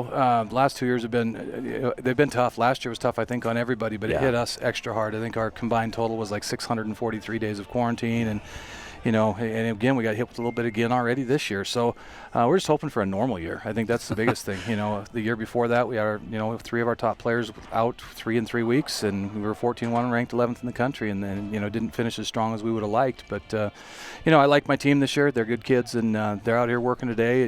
Raising money on the 50-50 and doing what they do. So yeah, I'm proud of them. The Frontier's going to be a powerhouse again, right? Especially on the women's side. Yeah, it is. I mean, you look at the way the coaches voted. Carroll, Western, Providence. I think then it was us and Rocky and Tech. And if I'm Tech, I'm scared of their team. I mean, I just think everybody's good. Everybody has good players. Everybody can coach. It's just one of those years. It'll be interesting. I mean, I'm looking forward to watching Carroll and Southeastern tonight. I know Providence lost to them, but Southeastern's got 91 transfers. So, I mean, it'll be – yeah, but, Carroll clearly was the top. They were the favorites, and they deserved that after the year they had last year. And, I think everybody's trying to chase them right now. But it doesn't take much, an injury here or there or something else, and, the whole league can change. And I've lived it for the last couple of years. So hopefully we stay healthy, for our team. That's what we're looking forward to. Well, and we've seen that too in the Frontier year after year after year. And, of course, Coach Hughes with the men, they should be good as well. And that's another, the Frontier Conference – you talk about basketball on the men's and the women's side. It doesn't get much better than that in the NAI. No, it's good basketball. I'm playing last year with the back-to-backs was really interesting. I'm glad we're not doing that. I can say that wholeheartedly. I'm glad we're not there, and we'll get a day of prep and rest in between games because I think that was an adjustment. I know they did it back in the 70s, 80s, maybe even early 90s. But for us, it was such a change that it was just different. Is there anything that the Frontier fans should know going into this year about players or from MSU Northern, because you got Sydney Hovde back. You've got a lot of the Cares. I mean, you talk about basketball in Montana and MSU Northern. That Care goes. The Care family has been traditional here. Yeah, they've had great careers. Peyton came back, for a 5th year, and Sydney, both Columbia Falls kids. They provide leadership and the experience. I think in the league, we do have 5 new kids who are coming in, and I think they're helping them understand. Wherever you were before, the Frontier is different, and it's really, really good. Whether you were a JC or a high school kid, you're in for a rude awakening if you think it's an easy basketball, because it's not. There's too many good coaches, too many good players. But you look at our top, just in our top 3, there's 5 All-Americans, 2 at Carroll, 1 at Western, and 2 at Providence. Carroll could have probably had a 3rd, in all honesty. So I mean, there's just really good players up and down the league, and everybody's it's just gonna be a battle. It always is, and just full respect to everybody out there, because they also do such great jobs. We've all, I think, tried to make each other better. Yeah, and you definitely have. That's one thing that I love about the Frontier in basketball. And you keep referencing it, but great coaches. You're one of them. But you look at every school in the Frontier, men's and women's, fantastic coaches across the board, great assistants, and you have to have great players to win, but it all starts with what you guys do, leading the charge. So. Yeah, they say there's no easy nights, and that's cliche or whatever. It's the truth. Yep. And prepping for these guys and ladies every night, it's hard. It's a ton of work, but it's why we're here. It's what we do, and this is a little extra stuff that we do, is being out here. But for football games and things like that. But the league will be a grind. It will, men and women. I can call it. Yep. Well, keep up the great work, Coach. Appreciate Thank you you joining us. I know you got to run down on the field, but I got little kids running back here. I got to make sure no one runs the wrong way. So, hey, congratulations and keep it up. Thank you. 10-7, Eastern Oregon leading MSU Northern. First Interstate Bank halftime show. We'll be back right after this. At Independence Bank, we're local and you're our neighbors. For generations, we've worked hard to earn the trust of our customers. The decisions we make are based on how to best serve the people and communities on the High Line. You'll see that in the products we offer, from our online and mobile banking to lending solutions that are tailored to fit your life. Our MSU Northern and School Spirit debit card programs are just 2 of the many ways we give back to our communities. At Independence Bank, we're not only banking on the High Line, we're building for its future. Member FDIC, Equal Housing Lender.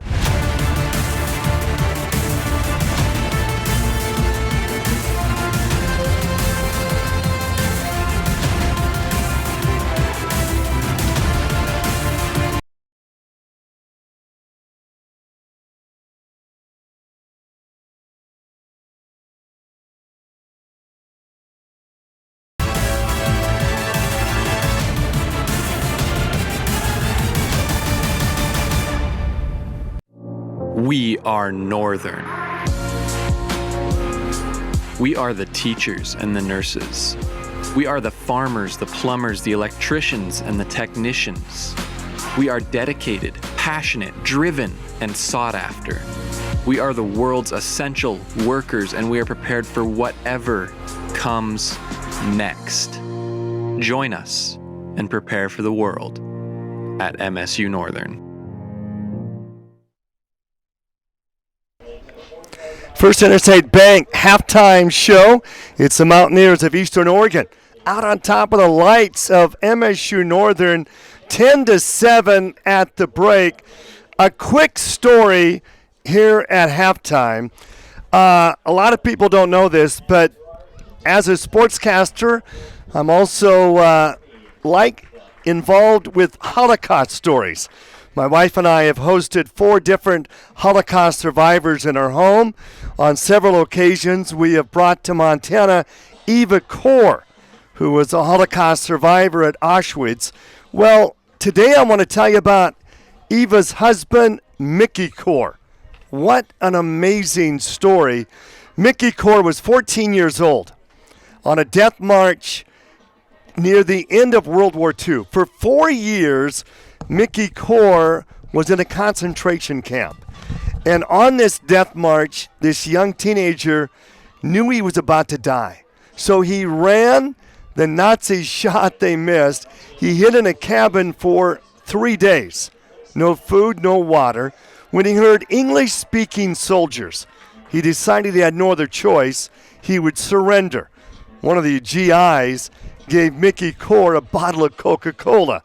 That became his lifelong favorite drink.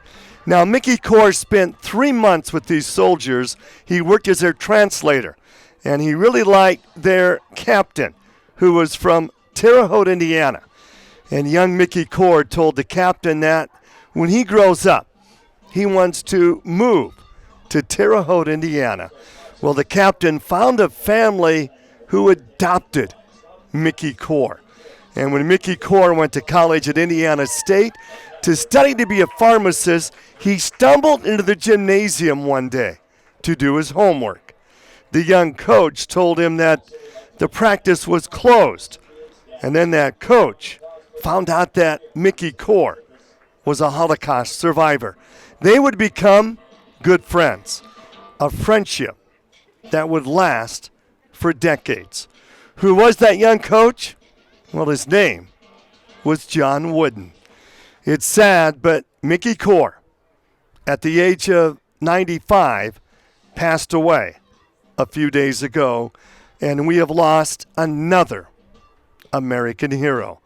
10-7 at the break, Eastern Oregon out on top on the First Interstate Bank halftime show. We'll take a look at some stats right after this.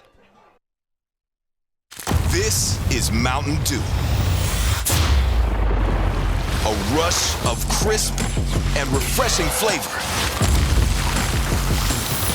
Delivering a bold citrus kick. Do the do.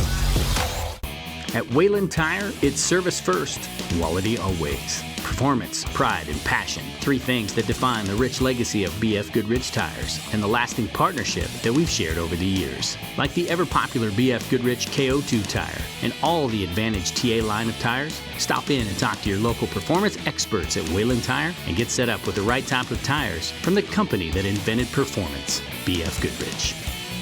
Wayland Tire. We know tires. It's time to find your next Chevy truck and forge ahead. Take on new challenges and take it to the next level. It's the perfect time to do more in your next Chevy. Find new possibilities, find new roads. Eligible customers get great offers from GM Financial Plus. No monthly payments for 120 days on all 2021 Silverado 1500 Crew Cab pickups and get $1,500 cash allowance. See your Montana Chevy dealers.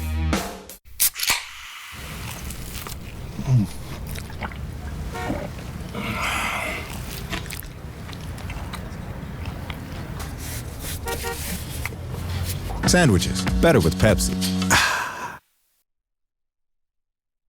Back in Havre, Rocky Erickson with Jason Walker, the First Interstate Bank halftime show, and time for the Mountain Dew do-overs as the Mountaineers out on top by 3 in the first half here. Wampler with an interception early on for MSU Northern, and we've seen a few interceptions. Solo Taylor, the transfer from Boise State, with an interception. And our highlights in the first half on the Mountain Dew do-over, defensive plays. Yeah, a lot of them, and here you'll see the 2 touchdowns coming up, but one by each team. But, this goes back to the defense for both of these teams playing, lights out, especially if you're MSU Northern. But I got to tell you what, that Northern defense really has kept the lights in this game and kept it at a 10-7 game, Rocky, because, Eastern Oregon's not moving the ball great. They've had short fields to work with. Neither team has put up, they combined for, 230 yards of offense on 77 plays or 67 plays. But that defense for MSU Northern has allowed the offense to stay within 3. Now, they get the ball back. The offense does to start the second half. If they can go down and take a lead, that would be huge because Eastern Oregon can't really move the ball. They've had one good play, same as MSU Northern as far as big, long plays. But you look at the stats there, passing, rushing. It's not only great. 27 yards rushing for Eastern Oregon. That Northern defense, as you mentioned, Mike Van Dees, the defensive coordinator, what a job they have done in the first half of this game. Time of possession, almost exactly even. So Northern, 110 yards of offense in the first half, and they're right in this game. Yeah, they are, and it's been absolutely nuts. You look at the passing yards, 93 for the Mountaineers, 62 for Northern. Two of those, for both, on both sides, came from long plays. That wasn't sustained drives. Northern had the only sustained drive, 14 plays, 75 yards that got into the end zone there with a 6.5-minute drive. But again, it's just that both front lines have played so good. But here's the big key, and you saw it with the interceptions, is Joe Fair and that front three for MSU Northern has given Kai Quinn a lot of pressure. Kierton really hasn't had that.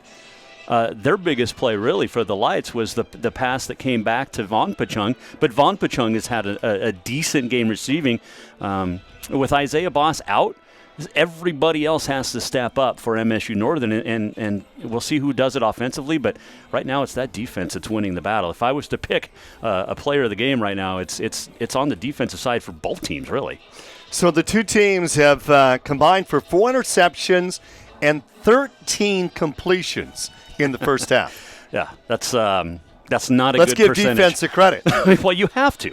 You have to. I mean, you got two, especially Kai Quinn, and I keep talking about him, but he led that charge as a freshman in 2016. He got Eastern Oregon 10-3, got him to the semifinals against Reinhardt. They had the big lead. They lost it with a minute and a half to go, and ever since then, he's kind of he plateaued, I guess is the word. His freshman year was his best.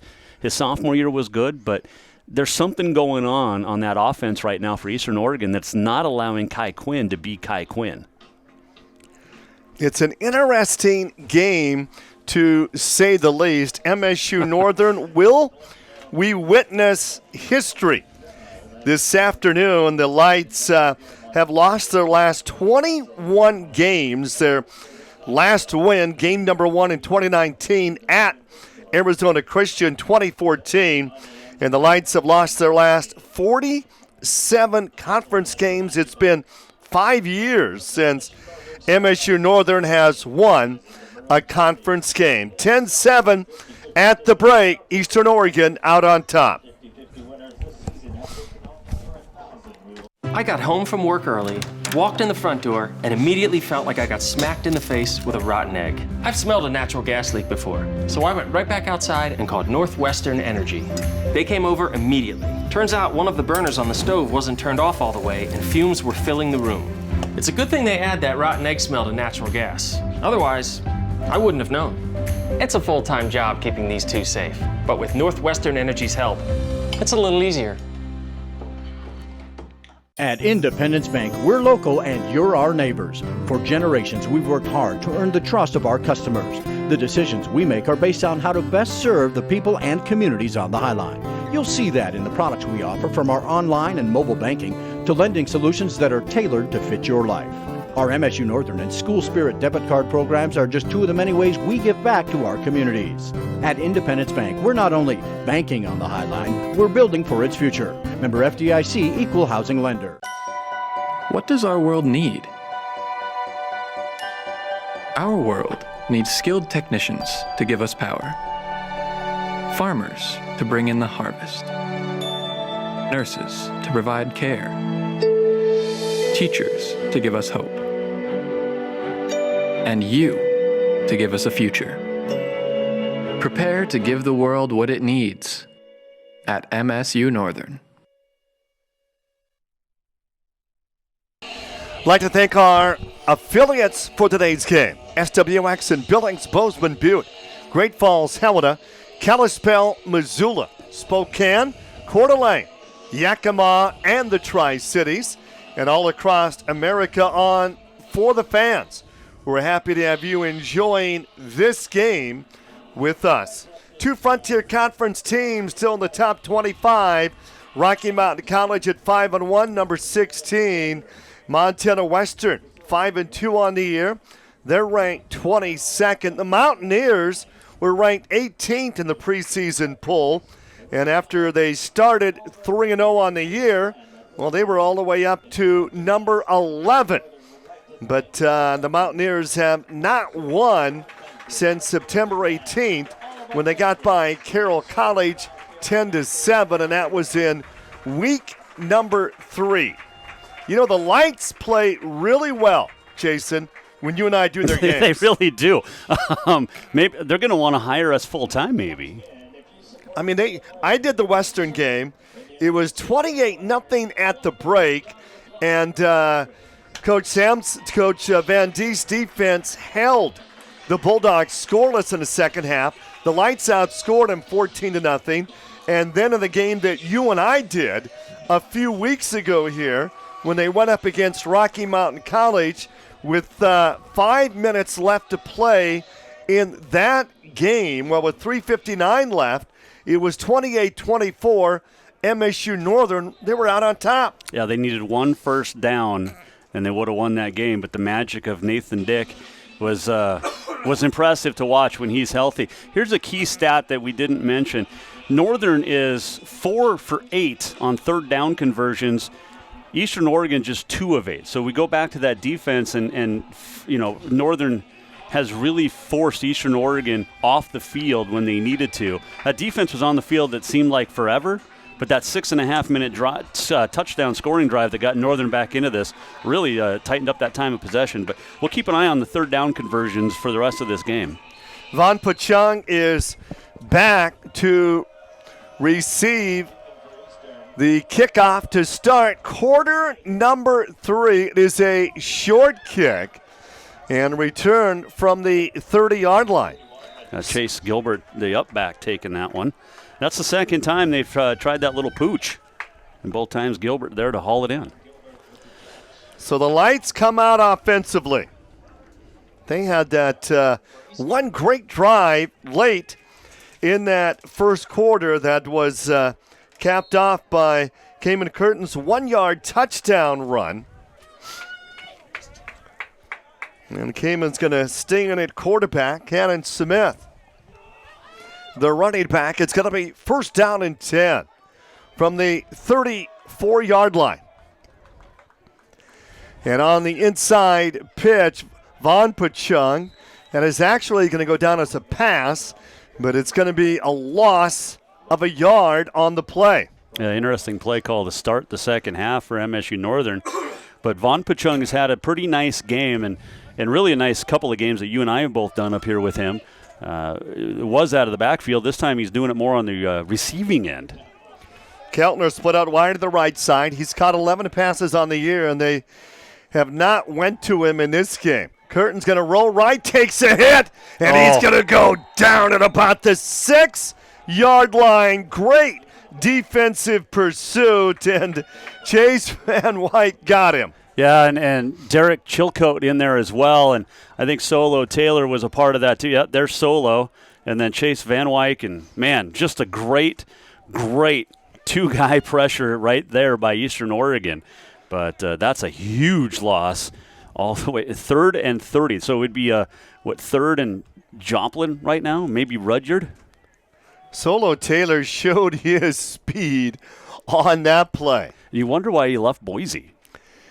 And Curtin's going to run. He's going to go down at the 10, and he'll lose 5 more yards. That is not the opening drive of the third quarter that MSU Northern wanted. And I know that's pretty, you can call me Captain Obvious on that one, but man. And it all started with that loss on the touch pass.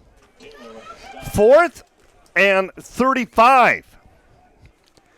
And gets to punt in the middle of his end zone. Yeah. Isaiah Thomas back at midfield. And that first punt went about 10 yards, so if you're Eastern Oregon, move Thomas up. Gets the kickoff, and Thomas inside midfield. And Thomas looking for some blockers to the 40-yard line. And how about this start of the second half for the Mountaineers, who lead 10-7. And they're going to start their drive from the 40. We saw this during the Rocky game, too. This kick return coverage of MSU Northern, or kick defense, is really, really good. They get down the field in a hurry. Now, I know it's not great field position. It wasn't a great punt from inside your own end zone, but that could have gone for a lot more yards. But MSU Northern's punt return or punt defense and kick defense has been very good today. Well, we've yet to see the real Kai Quinn. In that first half, 8 of 19, picked off twice, 93 yards. He rushed 3 times for a -4 yards. Quinn, he's going to rush here, and Kai Quinn goes for maybe a yard. Yeah, Justin Pfeiffer, the Cutbank senior, right there to bring him down by the legs. Shed his block, wrapped him up with the left hand, and man, those are some tree trunk legs on Justin Pfeiffer. It's going to be 2nd down and 9 for the Mountaineers. These two teams had almost exactly the same 15 minutes time of possession in that first half. Spurrier, 3 wide receivers put out wide the left side. And a handoff. Eggers goes nowhere. That defensive stand again for MSU Northern and Chase Gilbert. Nobody getting by Gilbert on that play. No, and it really, I mean, you have to account for Joe Fair and Hadley in there as well. And, you know, Joe Fair is causing a lot of problems right now for that Eastern Oregon offensive line from his defensive end position. He's not getting a lot of the tackles, but he's causing a lot of them back inside to where the big boys in the middle are waiting. Thomas to the left side. It's going to be 3rd down and 9 for the Mountaineers. Their first possession of this second half, and that's a wobbly duck to Thomas, and that did not come out of the hands of Kai Quinn the way he wanted it to. No, it definitely didn't, and I'm not sure if he wasn't hit. That just was a bad throw. I know it's the opening day of hunting season, but that was a wounded duck. Boy, did I see a lot of hunters on the drive up here. Oh, I bet you did. I saw a deer on the back of a trailer today, so someone got their buck right off the bat this morning driving up here. And will the Mountaineers punt from the 39? Or will it be a fake? They're going to punt it away, aiming for the corner, and that's going to take a sideways bounce and out at the 20-yard line. So the Lights will have their second possession of the second half in a 10-7 game from Havre.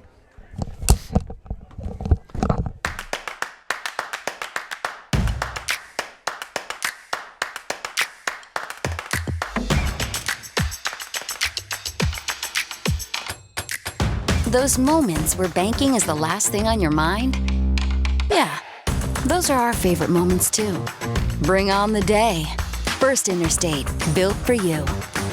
Voted one of America's best banks by Forbes magazine and earning your vote every day. Out here, we love our animals, from the wildlife to the livestock. Inside, it's the same. They're just like family. We keep them happy and healthy, most of the time. Secondhand smoke puts pets at risk for cancer, feline lymphoma, vomiting, increases the risk of tumors and lung cancer, even causes eye and skin disease.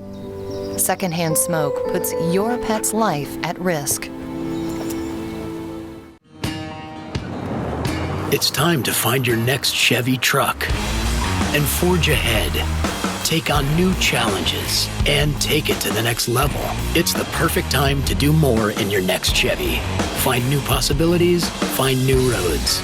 Eligible customers get great offers from GM Financial Plus. No monthly payments for 120 days on all 2021 Silverado 1500 Crew Cab pickups and get $1,500 cash allowance. See your Montana Chevy dealers. Well, can the MSU Northern Lights go ahead on this drive? Cayman Curtin handoff. And Vaughn Pachung got some room. And Vaughn Pachung gets knocked out across the 30-yard line. A gain of a dozen. Dylan Vaughn Pachung comes into the game averaging 5.3 yards a carry. His best game this year against Rocky when he had 67 yards and 2 touchdowns, and he made the corner. And Vaughn Pachung with a nice first down carry there. And he got a great block from Cannon Smith, who actually put 2 blocks on the same guy to free up Vaughn Pachung on the corner. And Cayman's going to lower his shoulder, and Solo was the first man to greet him there and bring him down. No gain.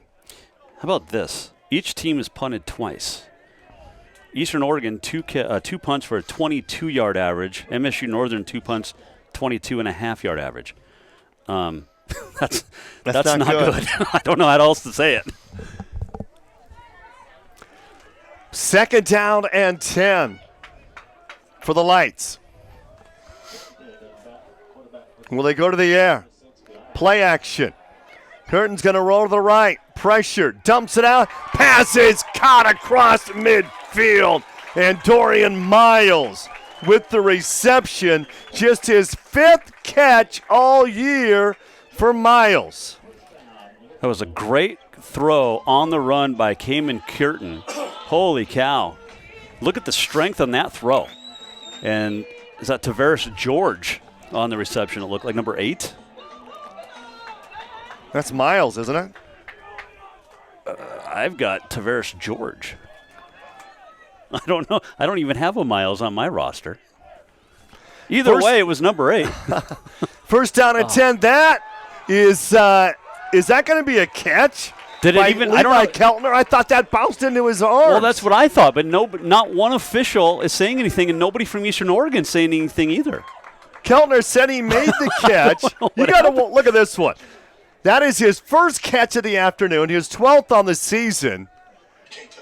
I wonder, he had to have gotten his hands underneath of it, and then it bounced up. I don't know if we're going to, with the Pepsi You got to replay. see this. Let's see if we can see it here. That hit the ground. That hit the ground. But they called it a catch. Not one official, not one person from Eastern Oregon said a word. Interesting. Cannon Smith on the carry.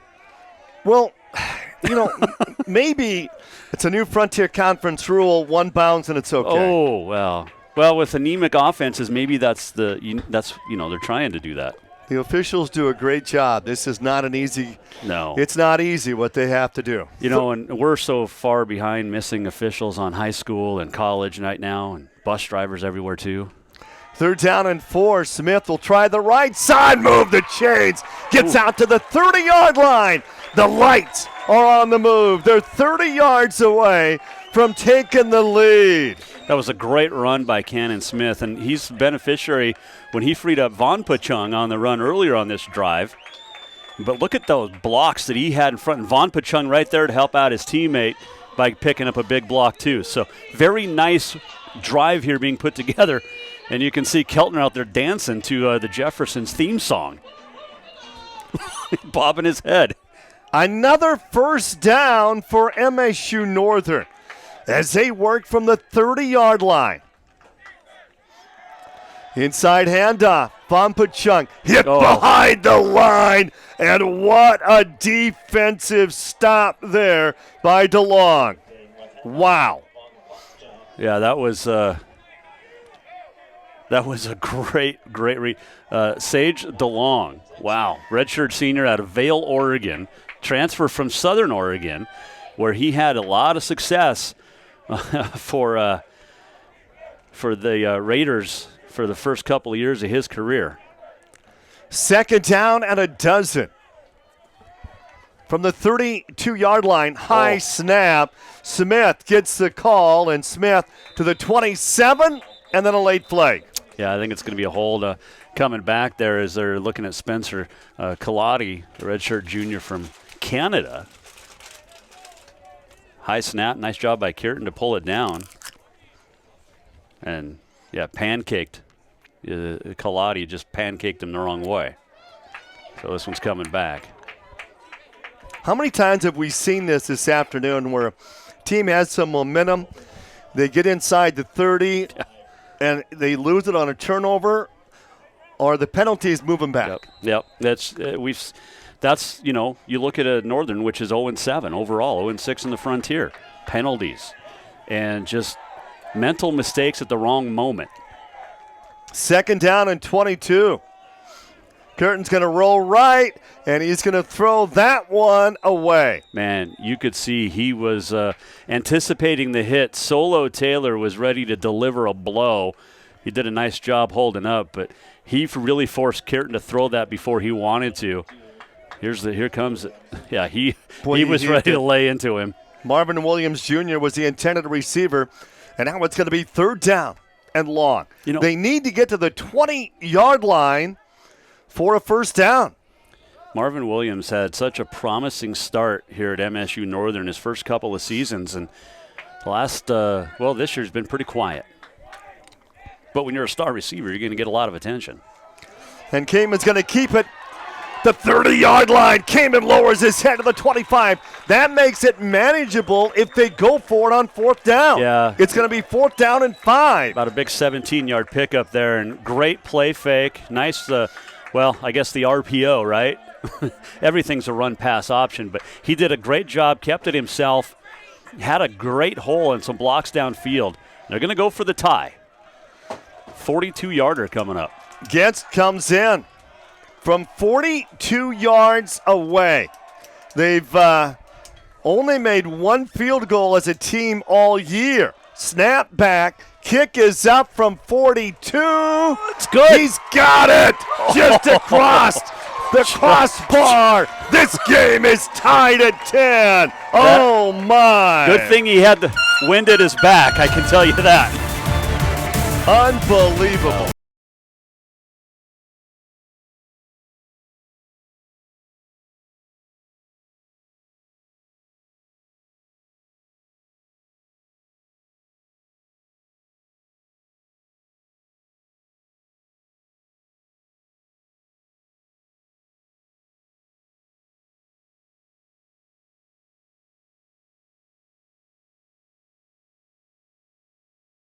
Montana.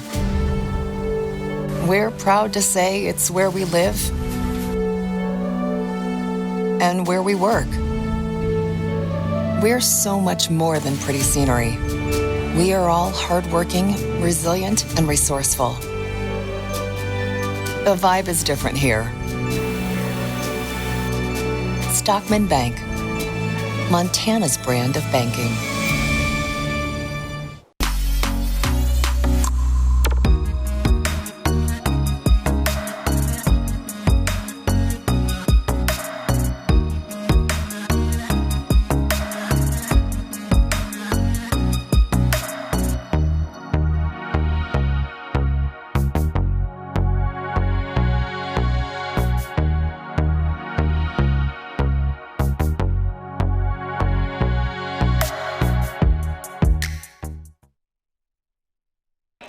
We got to watch this replay over again. This field goal by Getz, barely over the crossbar and in. 42 yards out.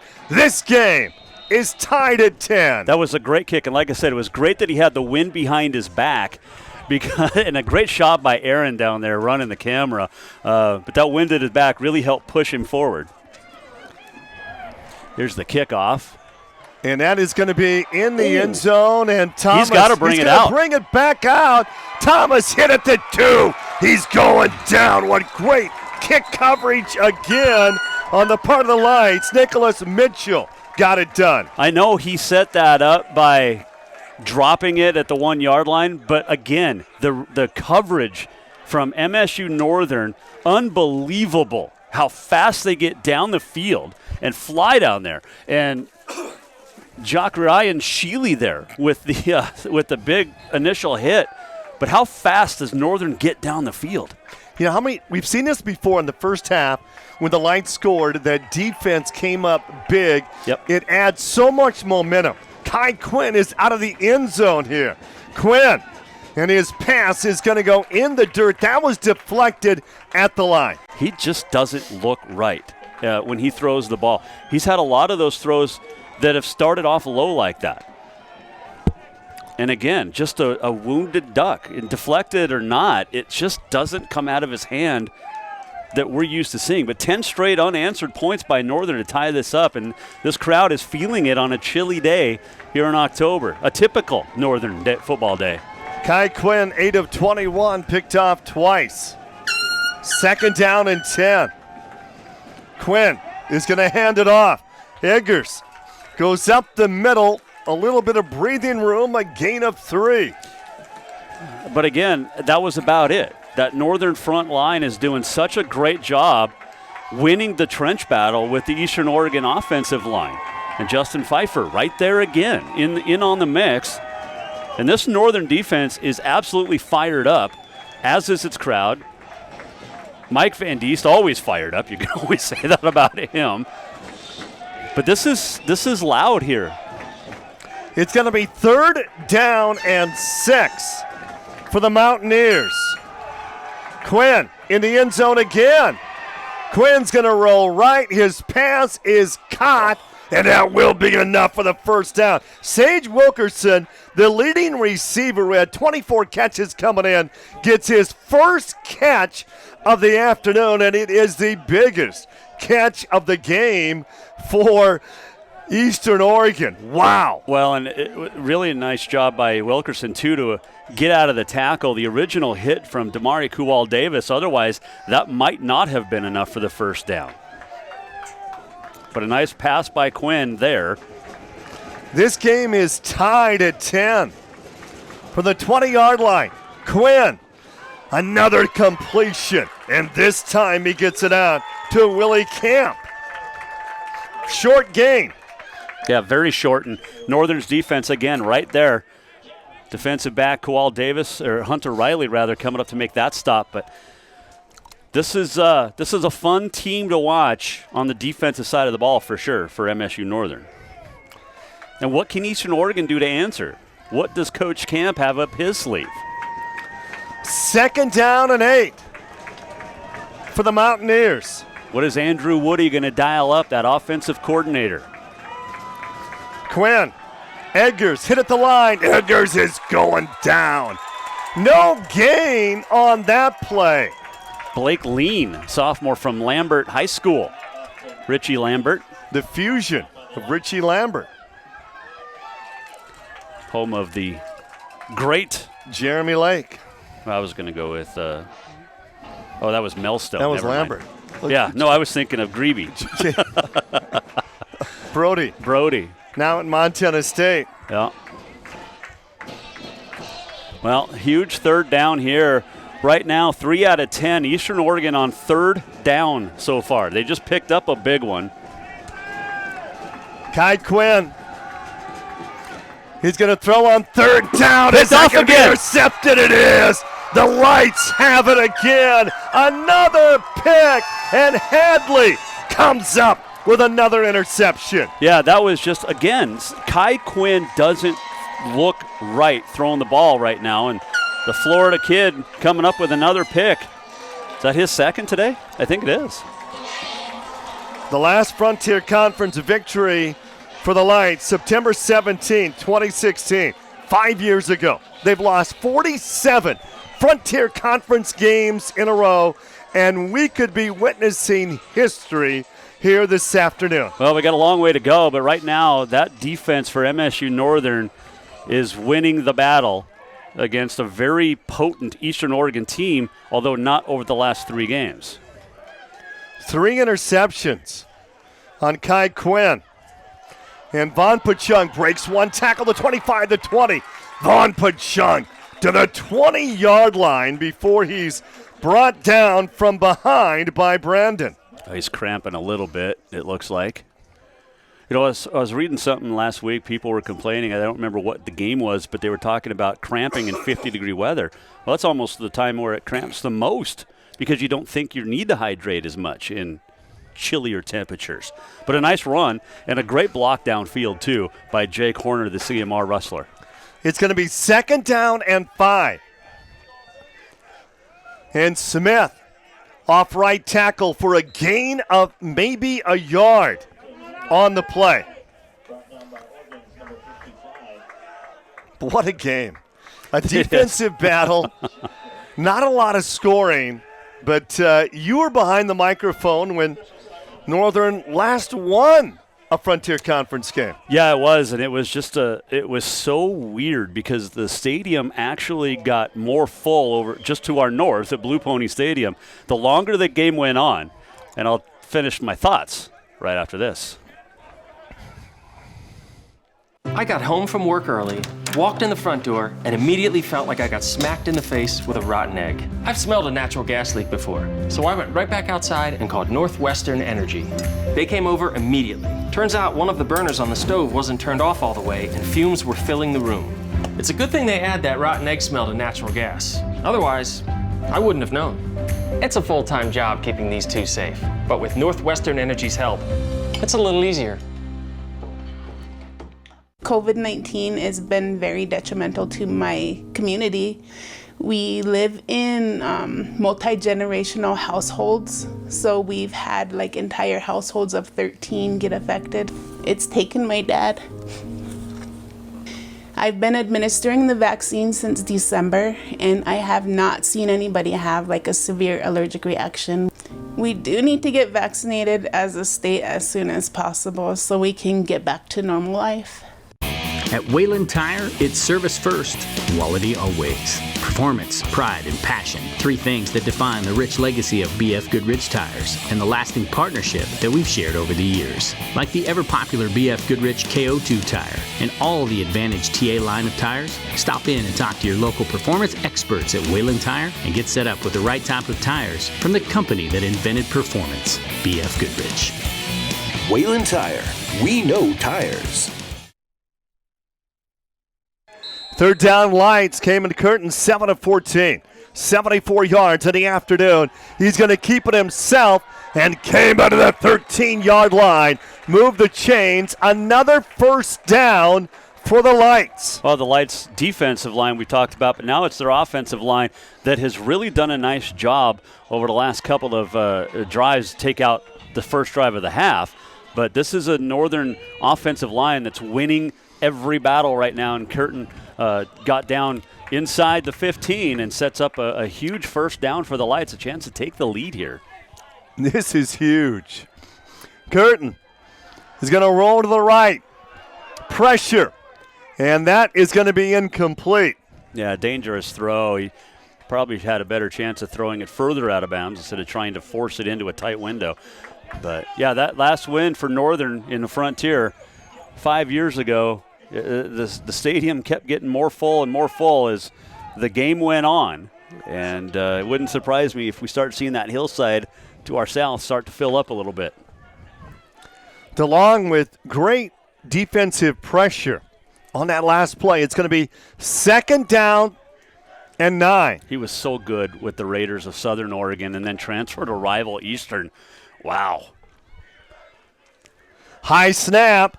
Gaiman's got some room. Oh, a shoelace tackle DeLong. by DeLong.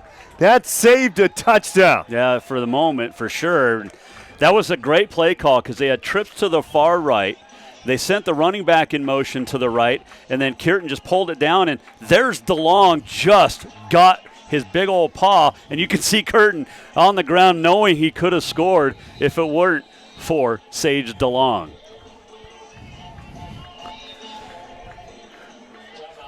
And we got a timeout here, 10-10, minute 19 left to be played in quarter number 3. I'd like to thank our Frontier Conference corporate sponsors for their continued support of the Frontier.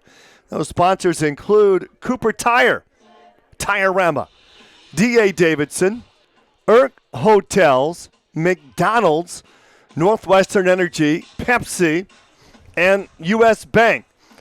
It's not your typical Frontier Conference football game, Jason. No. You know, we expect high scoring, a lot of passing, but we knew coming in that these two teams were struggling offensively, and it has been a defensive game, and now the Lights, here they are. If they can score here, they take the lead, but you know, with over 3 minutes to play, they led against Rocky, and Rocky came back. Well, I got to tell you right now, though, Kai Quinn is not the Kai Quinn of old, and Nathan Dick is playing right now, playing down in Billings, taking on Carroll College today for Rocky. Right now, the best quarterback on the field is out there right now in Cayman Kirton. It's third down and 4, inside handoff, and Smith gets to about the 4-yard line. And that's going to be really close to a first down here. Oh, they're marking it as a short fourth. Well, you got to go for it. You've got Kirton. Throw in your heavy package. Where's Wampler? Oh, they're gonna. I think they're gonna kick the field goal. Field goal unit is going to come on. I'm actually surprised by this. It's less than a yard. I mean, it's less than a football length to get the first down. To take the lead. Snap back. The kick is up, and the kick is good. And the Lights have taken the lead 13-10 with 29 seconds left to be played. Oh my. I don't disagree with it, but I'm not a fan of it. You have less than a football to get the first down. You've got your big quarterback, Kamen Curtin, who's feeling it. You've got Cannon Smith, who's picked up some big runs. Vaughn Pachung out at the moment, but interesting. And you know what Coach Rowland is saying? Okay, defense, we're going to kick the field goal. You make it hold. And that was Zook on the field goal, not Getz.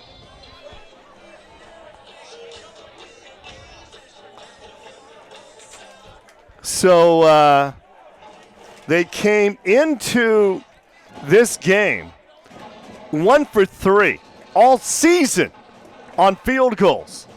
And that's through their first 7 games, and they've kicked 2 in this game. Yeah, and very impressive for sure. And using 2 different kickers to do it. Zook and Getz. Each gets 1. Wow. I wonder if Getz is the longer leg kicker and Zook the... Well, Zook looked pretty good on that one. He definitely did, yeah. No, there was no question about that. And Getz is back to kick off. Isaiah Thomas. Remember what happened on the last return? Thomas bobbled it in the end zone and got it out to about the 3-yard line. And Thomas going to do the wise thing here and take a knee. And the Mountaineers will take over from the 25-yard line. And will we see Kai Quinn or will we see Andrew James? Well, you got to go with Quinn. I mean, I would think you ride your redshirt senior as long as you can. But, 9 interceptions in the last couple of games with no touchdown passes. That's not ideal. Quinn is on the sidelines here, Jason.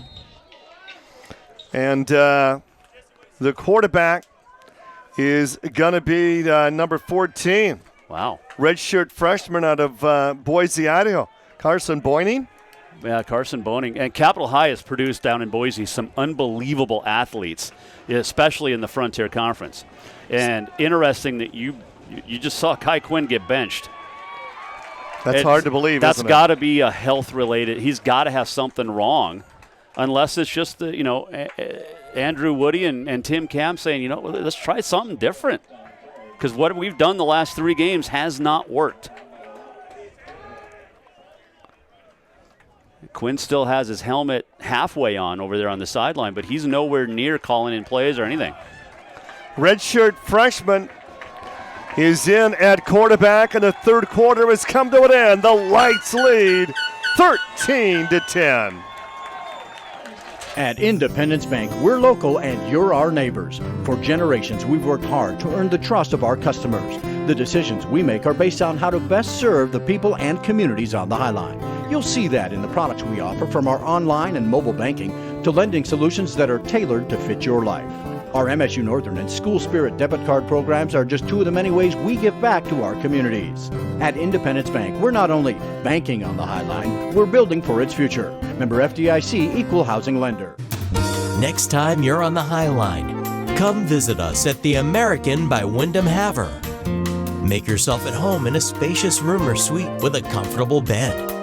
Great amenities, complimentary hot home-style breakfast, wired and wireless internet, a fitness center, spa tub, and an inviting indoor pool. Our friendly staff will meet you at the American by Wyndham Havre. Call us or visit our website. What does our world need? Our world needs skilled technicians to give us power, farmers to bring in the harvest, nurses to provide care, teachers to give us hope, and you to give us a future. Prepare to give the world what it needs at MSU Northern. So Kai Quinn gets replaced after going 10 of 24, 3 interceptions in the game. Boyning, the redshirt freshman, pass is caught out near the 30-yard line, and we're seeing a lot of new players in this game, and that is going to be – that's not DeLong. Number 90 made the catch, right? No, 80. 80. Tyler Brown. Tyler Brown. Isaiah Paul with the stop. It was interesting during the changeover of quarters. Mike Van Diest walked out to Paul, and I don't know what he said, but obviously it worked because Paul was right there to make the stop. It's going to be 3rd down and 5 for the redshirt freshman quarterback. Boyd back to throw.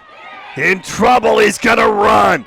The 25, the 30, near the 35-yard line where he needs a first down. He's got a good mark, and I believe he's got the first down. Yeah, I think he's got it by a good half yard, but very nice awareness, too, by Bonning there. Check this out. The pressure came, he stepped up in the pocket, and then you look at the end of the play, Rocky, right when he was looking like, I'm going to slide, and then he realized, I got to get the first down, and he got 3 more yards and got the first down for the Mountaineers to keep him alive.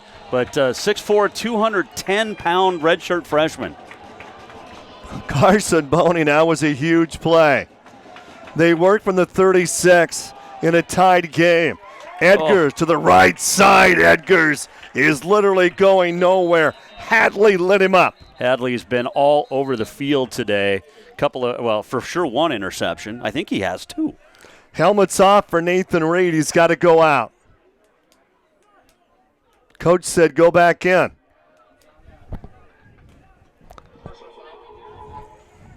Penalty. Oh, personal foul. Against the Lights. Eastern Oregon, they've lost their last 3 games after winning their first 3 of the season. What a game. We're tied at 10 here. Paul Wampler and Hadley each have an interception today. For MSU Northern, there's a long way to go, but Eastern Oregon offense has just sputtered all afternoon.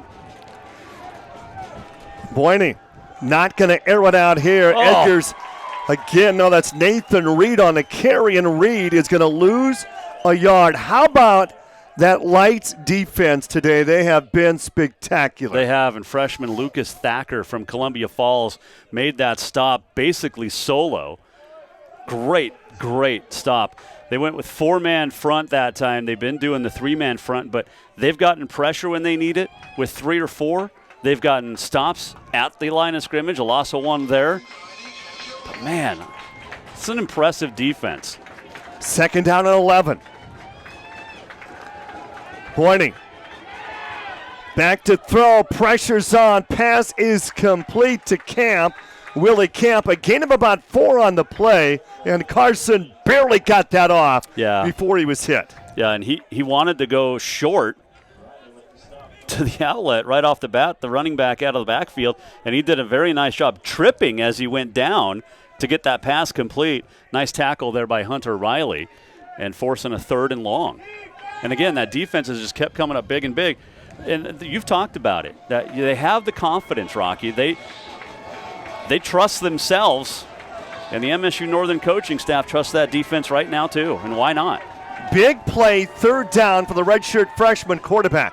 Boney, he ran for first down last time. A penalty flag is down. He's going to run here. He's going to be 2 yards short, but we have Laundry on the field. Offsides is going to be the call. So it'll be 3rd and about 1. Yeah, because they'll move it up 5, so it'll be 3rd and 1. But I like what I see so far out of the redshirt freshman quarterback, Carson Boning. Showing some good presence in the pocket, knowing when to run with it. 3rd down and a yard from the 41-yard line. Not your typical Frontier Conference game. 13-10. The Lights out on top here. Fumble on the play. Boney can't get to it. The Lights have it. Oh, my. And coming up big is Blake Lyon. That was huge. Just a bobble on the snap, and Boning did everything he could. He thought he had it there, Looked like a little Mark Sanchez. The Lights lead, and the Lights have the football. That's the 4th turnover on Eastern Oregon today. Wow. This could be historic. The Lights could snap a 47-game Frontier Conference losing streak. I'll tell you what, Eastern Oregon just doesn't look like Eastern Oregon. Cayman Curtin's going to run, gain of just a couple. Now, here's what MSU Northern needs to do. And I know we have 11 minutes to play. Here's what I think they should do. Play to win. Don't play to not lose. Well, it's difficult because it's a rare situation for them to have the lead here in the 4th quarter. Yeah, we saw it with Rocky a couple of weeks ago here, but just play to win. Stay with your game plan. It's going to be 2nd down and 9. And they go on the ground again. Smith. And Smith's going to pick up 5 or 6 yards. Look how far downfield the offensive line is. They're winning every single battle out there right now. They're 5, 6 yards down the field, still blocking.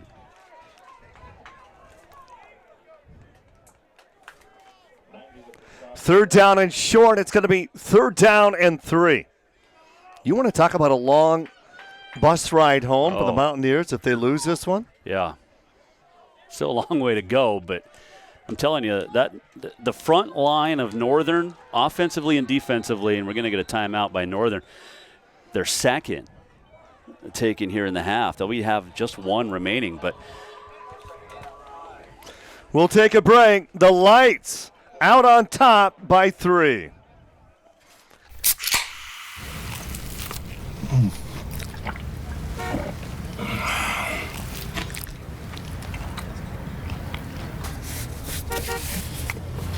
Sandwiches, better with Pepsi. What is the power of a Northern degree? It is the power to teach and the power to heal. It is the power to feed and the power to fuel. It is the power to choose your career and the power to rise to the top. That is the power of a Northern degree, and that power is in your hands.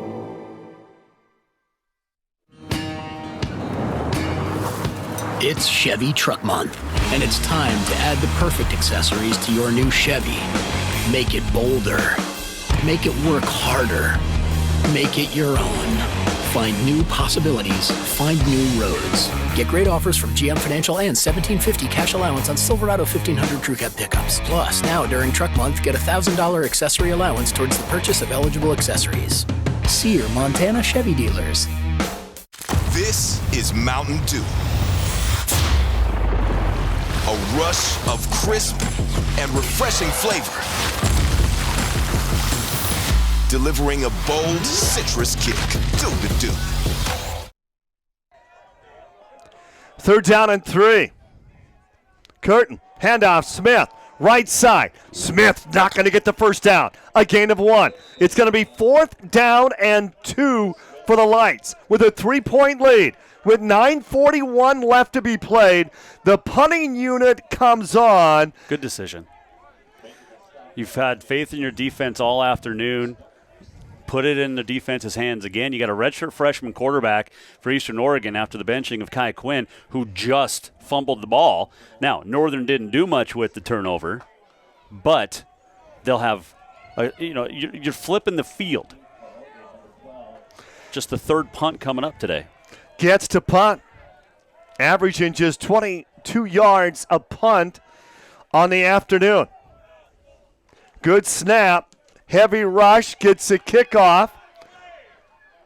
And it's going to be inside the 20-yard line. Isaiah Thomas calls for the fair catch. So 8:55 left to be played in this game.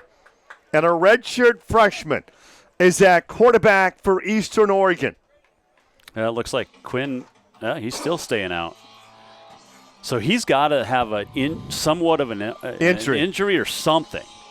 And I know he's been inefficient the last 3 games. But maybe you're seeing the changing of the guard before our very eyes for Eastern Oregon. Because if you don't win this, you've lost to a winless Northern team, but also you're out of the conference championship race. Nathan Reed is back with Boning. Boning wants to throw on first down. Ooh. It's incomplete, and not a great decision to put that one in double coverage. His intended receiver was Wilkerson. Yeah, there's 2 Northern guys right there. Falls incomplete, but 2nd down and 10. And that, again, the Northern defense just keeping going at it. You know, it was a difficult first few games for Coach Van Diest and the defense, but boy, what a job he's done. Yeah, the he second definitely half has. of this season. Definitely When you has. win 6 national championships, you might know something about the game of football. There's a pretty decent chance. Reed got some room out near the 25-yard line, a gain of about 7 on the play. That was the first real good push that the Eastern Oregon offense has had in quite some time on that line, but Devon Perry, Parker Smith, P.J. Schubert in there on that block as well. But that was the first time, and I can't even remember a super positive gain on a carry for Eastern Oregon. First down and 10. 8.5 left to go on this 3-point game. Oh. And Reed gets lit up right at the line. You know, I love what you said. Oh, no, Isaiah Thomas. Isaiah Thomas bumped into. Did Paul take a fall? And the acting job worked, and a flag and an Oscar as well. Yeah. I don't think we're going to have a chance to see what took place after the play, but unsportsmanlike. Yeah, Chase Gilbert with the tackle, but Paul with the sell, and there was a couple of Isaiahs right there. Oh, offsetting penalties. Oh, boy. And Andrew Rowland can't believe it. He's going nuts down there with the field judge. Not happy with that at all. Neither are the fans. But nothing hurt. 2nd down and 10. So we just pretend like it never happened. Yeah, apparently. What a game. Lights up 3. 8:20 left to be played in this one. 4-man pressure again, and terrible throw. Not a good throw at all. Reed was the intended receiver, not even close, and now it's going to be 3rd down and 10. And the ball wasn't looked open good. either. No, it wasn't. This is big, folks. Boy, this crowd, they are loud. And they should be. Small but loud. We could be witnessing history this afternoon. Martina McBride would say little Jimmy Pickens song, I'm little but I'm loud. Or little Jimmy Dickens. 3rd down and 10. Oh, Gilbert's right there. Takes a hit, gonna unload, got a receiver open, makes the catch. Isaiah Thomas. Also wide open was Cade Reed. Yeah, I don't know how big was that? Huge, and I don't know how big. Well, for one, for Boning to get out of the potential sack right there, Gilbert had him. And then how does 2 guys get that wide open behind the entire Northern defense? If they would have got the ball to Reed, he would have scored. Yeah. That was the first real bad play Northern's defense had since the first or second drive of the game. Huge play for the Mountaineers. They're down 3 for the Lights, 33-yard line. Keep it on the ground to Reed. Reed breaks 1 tackle and gets maybe a yard on the play. So Nathan Reed You haven't seen Eggers in a while, so they've changed. Their running back a lot has of the been skill depleted possessions. as well. Yeah, Eggers is out. Reed is in his place. You got Kai Quinn on the bench. Coach Camp making some adjustments. Yeah, he has to. I mean, you don't want to be the coach that loses to MSU Northern. And we said Northern is going to win some games this year. Andrew James, a backup quarterback, is in at wide receiver. They go on the ground again. Oh, Wampler. Wampler with a big defensive play on Reed. Sorry to step on you there, partner, but Wampler with a huge hit. He's been pretty all over the field today, too. And just like Joe Fair. And wow.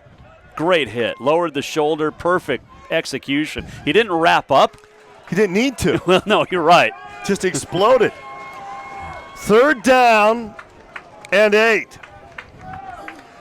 Carson Boning's 3 of 5, 47 yards. They're out of field goal range. You know they're going to go for it. They come up short here with a 3-point lead with 6:15 left to be played in this game. Boning looking right. Unloads in deep pressure. Incomplete. Wampler going to knock that away. Yep. Andrew James was the intended receiver. Yeah, that was not a great throw decision there either, but hey, at the end of the day, you're trying to do what you can. They're going to go for it. And you know it must be an exciting moment in the game when Rocky Erickson has stood up in the booth. It's a rarity. 4th down. Listen.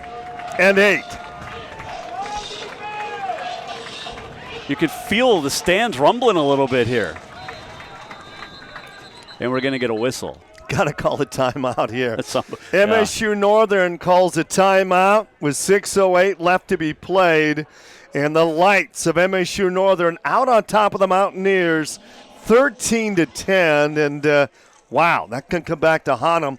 That was their last timeout for the Lights. Well, and we saw that 3 weeks ago here with Rocky when Northern had the lead. They had burned their timeouts. They didn't really have a great chance once Rocky took that lead back. So we'll see if it comes back to haunt them in a 3-point game right now. And Andrew Rowland's still out there talking about the last couple of penalties ago.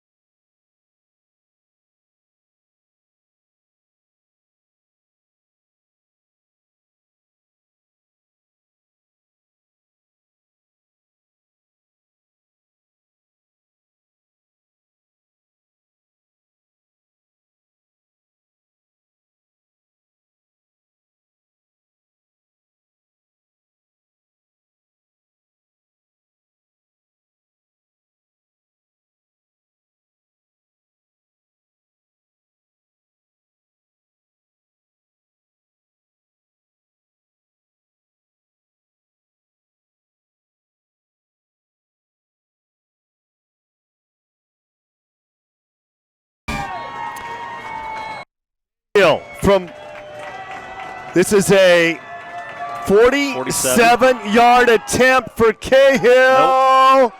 Did he make it? Yes! Oh, man! Zachary Cahill from 47 yards, and this game is tied. I've got to see that if we can. Unbelievable. I thought it was under the crossbar, but the refs are there. They know what they're looking at, not us from up here, but they had the best angle at it. Let's see. It looked right off the bat that it was going to die short. And it just crossed. Oh, tie game, but man, oh man. Well, Cahill had that miss from 31 yards earlier, but he did have a 40-yard field goal and now a 47-yard field goal. At Wayland Tire, it's service first, quality always. So stop in today and let us find the right set of Michelin tires for you. If you value longevity, check out the Michelin Defender family, Michelin's longest lasting family of tires on the road.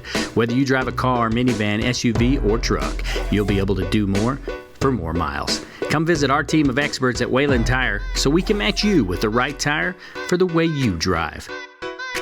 Wayland Tire. We know tires. It's time to find your next Chevy truck and forge ahead. Take on new challenges and take it to the next level. It's the perfect time to do more in your next Chevy. Find new possibilities, find new roads.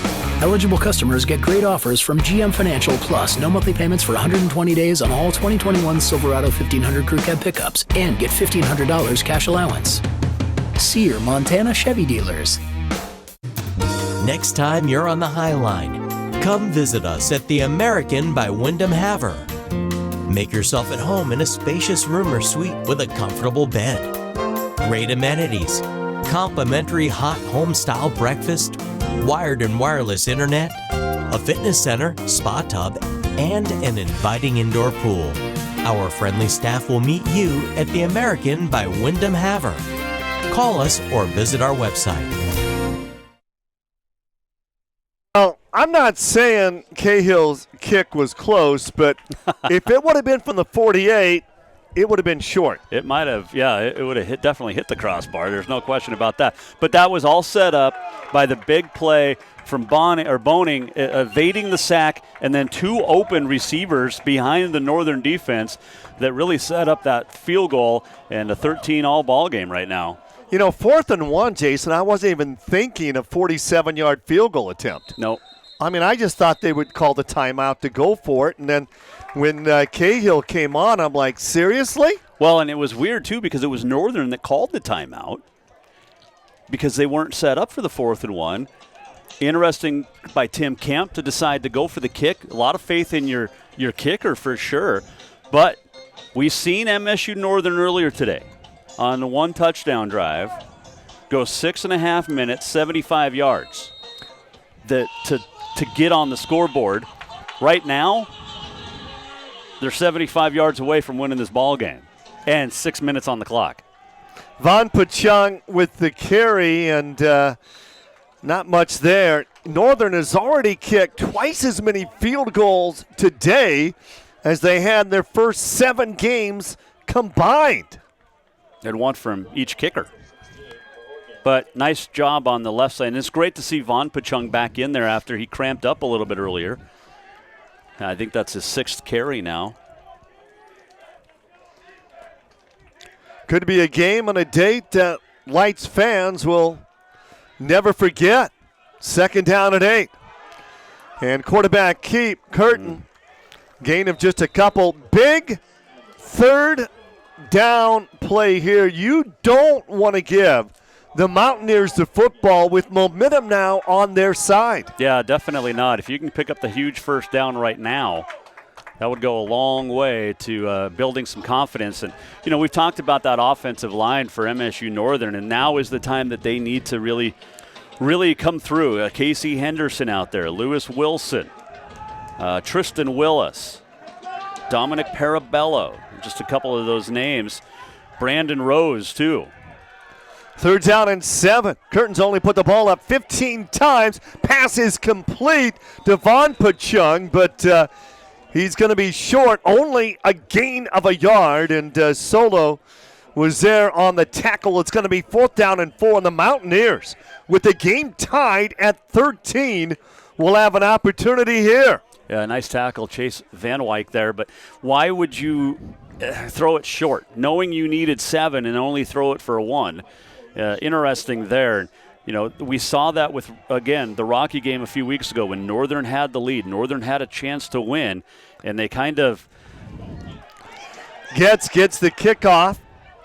Nice bounce. And, you know, again, those Northern players around the football. Remember what happened in the first half? It hit a player in Eastern Oregon. came up big. So well, that was on an Eastern Oregon punt, right? though, so, Exactly. yeah. Here's a drive now. 3:52 left to be played. The game is tied at 13. Well, now, if you're MSU Northern, you can't allow Eastern Oregon to get around the 30-yard line. You've seen the wind at the back obviously helped on that last kick from Cahill. But that Northern defense, again, you need to come up with a stop. They've played so good all game long. One stop and give your offense a chance to go win it. Both teams with just one touchdown and 2 field goals in the game. Screen pass, Isaiah Thomas to the 40. Gets loose, breaks a tackle. Thomas still on his feet.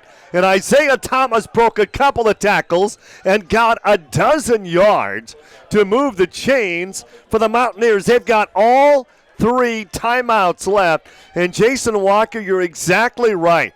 They're 22 yards away from field goal range right now for Cahill. Yeah, this defense, that's not the play you want to give up on first down when you need to get a stop. Tyler Brown and Spurrier to the left side. Look for him to go on the ground. And getting the call is Nathan Reed, a gain of about 3. The Mountaineers are going to be very, very conservative here. They've got a redshirt freshman that has taken over for a 5th-year All-American quarterback. And a lot of pressure, but say what you will, Carson Boning has done a great job. He really has. He had the one bad pass that was way incomplete, but, you know, the big completion downfield. What was that? That was the best the ref's mic came through. We didn't even get to know what it was. But Boning has done a nice job. 3 minutes left. 3 timeouts left for Eastern Oregon. This game is tied at 13. 2nd down and 7. Carson dumps it out short to Reed, and Reed, a gain of a couple. Nice open field tackle by Blake Lean. Is it Lean or Lyon? 3rd Lean. Down and 6. All right. Northern defense. Andrew Rowland, look at him down here trying to pump up the crowd. Andrew Rowland, 2-31 here at MSU Northern. And how big is this play here? Boning looking left. Oh, the pressure. Boning takes the hit. Still on his feet, throws on the run, incomplete. And why did he not run? Why did he throw the football I'll tell you why he didn't run, because Justin Pfeiffer was coming up to meet him right about where he threw it at the line of scrimmage. And it was actually a good decision. He threw it short where nobody was going to get it. And they're going to punt. They're not going to go for it on 4th down. Here's that 3rd down play. Well, this is a good decision to punt it, because you can flip the field here. Neither punter has done a great job. I mean, averaging 22 and 26. That's the best punt. Punting with the wind. Let it go all the way into the end end zone. Did go in the end zone, so bring it back out. But Northern's going to have a chance. $1:55 to go. No timeouts. When's the last time you did an overtime game? Wow. That's a really good question. I don't know if I've ever done an overtime game in college. Well, I did a few 20-some years ago back with Rocky. Of course, I don't remember what happened yesterday, except that I played some golf. 36 holes. Seriously? Yeah. 36 Thursday, 30. Got to take advantage, Rock. We're running out of days. All right. Northern, what do they need to get, in your opinion, for a field goal? They've only kicked 3 all year, 2 today. But they have no timeouts left. This is going to be interesting. Oh. And quarterback keep goes nowhere. Yeah, Sage DeLong right there. For Curtin and Eastern Oregon. Do they take some timeouts here so they can get the football back? It's a really good well, they won't on that one. If they stop them here, they will start to take their timeouts. Take one on 2nd, take one on 3rd. take one on. 90 seconds left to be played in regulation. Curtin's going to roll right. Man. And Sage DeLong is everywhere right now. Incomplete pass, and guess what? That's going to stop the clock at 1:22, and the Mountaineers will not have to take a timeout. That's exactly what I was going to say. And Sage DeLong, 2 plays in a row, the transfer from Southern Oregon, has come up huge. The stop on the run, and then the pressure there on Kamen Curtin. 5 wide receivers. You've got to get a first down for MSU Northern. Curtin, 8 of 17. Third down, he's going to run the 15. He's going down, and it's going to be 4th down, and Coach Camp is going to take a timeout. A minute 13 left to be played in regulation. Now the Mountaineers are going to have one more shot here to win this game in regulation.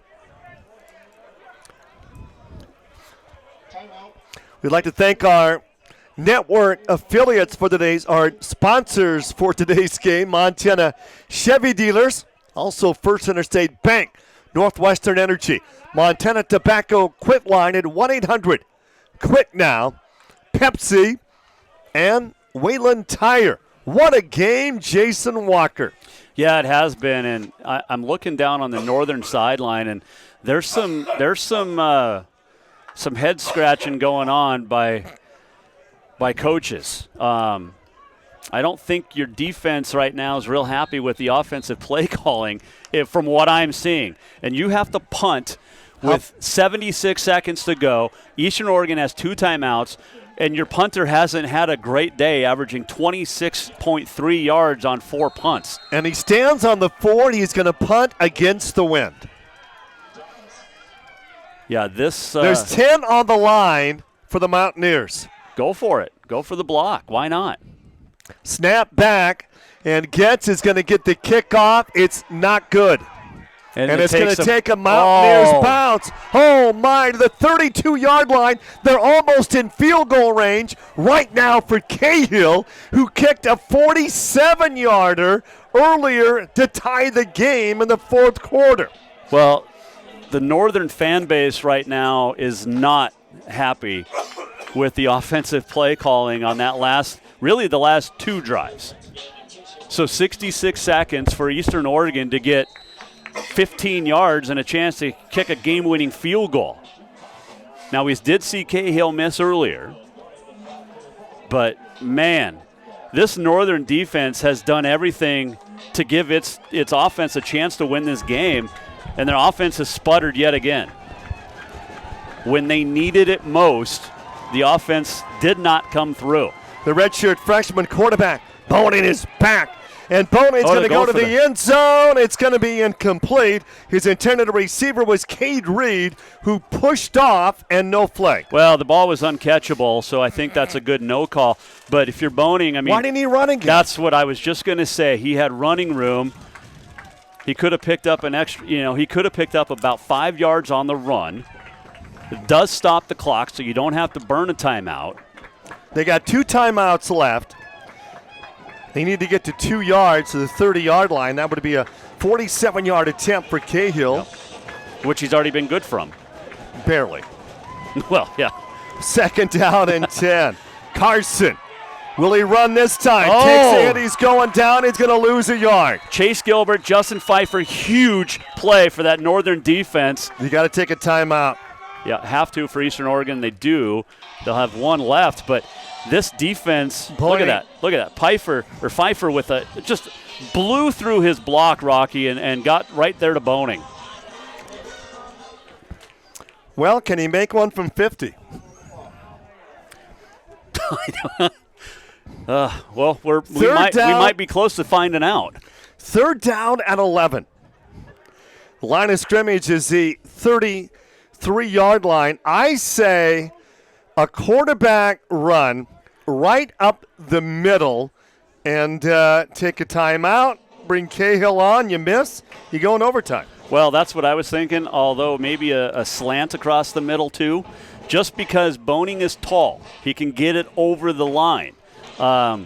He's a pretty good-sized quarterback. Yes, he's 5 of 10. He's a redshirt freshman, but Do you want your redshirt freshman to throw at a time like this? Or do you want to play real conservative and just run the ball? If you either way, if you didn't want him to make a play, you wouldn't have him in there right now. So you're relying on your redshirt freshman quarterback to make one play to give your chance to win it in regulation. And it looks like Northern's going to bring the house. Everybody's on the line. They bring 5. In trouble. Oh! That is the defensive play of the game. He's going to be sacked. Wow. The Wampler get him again? No, it was Hadley. Joel Hadley came through again. And now. That was the worst thing that could have happened. Yep, absolutely. For Eastern Oregon. Don't take a sack. They're going to run the clock down. They're going to take a timeout, and they're going to try a 50-some-yard field goal, I bet. No. That would be a 62-yard attempt. Why not? Got the wind at your back. Yeah, they're gonna run the clock down. There's no question about that. The line of scrimmage is 44. It would be There's back your timeout. At the 49. It would be a 61 or 62-yard field goal attempt. What's the Frontier Conference record? That would be the Frontier Conference record. The high school record in Montana, Travis Dorsch, 63 yards in 1997. Then in the state championship game against West High, he went wide left from 45, and West won their first ever state football title. Was that 97? 1997. Yeah. I would remember watching that one on the television. And being a Bozeman High grad, Dorsch, great kicker, great guy, great baseball player too. But he had an up and down career at Purdue. Well, they're going to try it. It's going to be No way. Nope, they're going to launch one. No, 4 seconds left. They're going to launch one to the end zone. They don't have enough time to get it to the 30-yard line and get out of bounds, do they? No.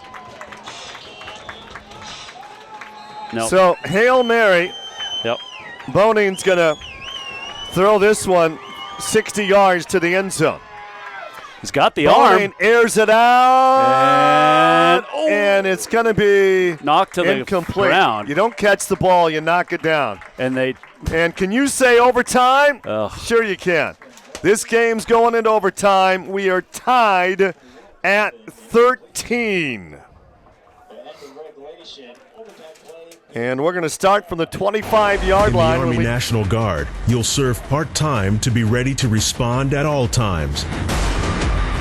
You'll train to master the skills and equipment used to keep the nation secure and its enemies on the run.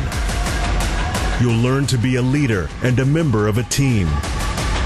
Become part of a time-honored tradition of vigilance and selfless service. Find your adventure at NationalGuard.com.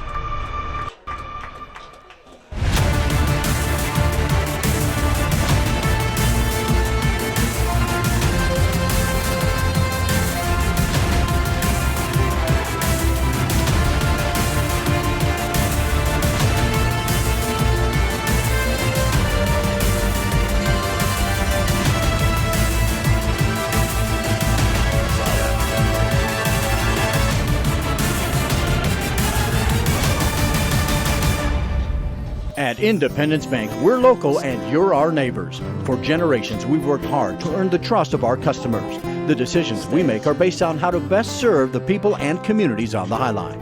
You'll see that in the products we offer, from our online and mobile banking to lending solutions that are tailored to fit your life. Our MSU Northern and School Spirit debit card programs are just two of the many ways we give back to our communities. At Independence Bank, we're not only banking on the High Line, we're building for its future. Member FDIC, Equal Housing Lender.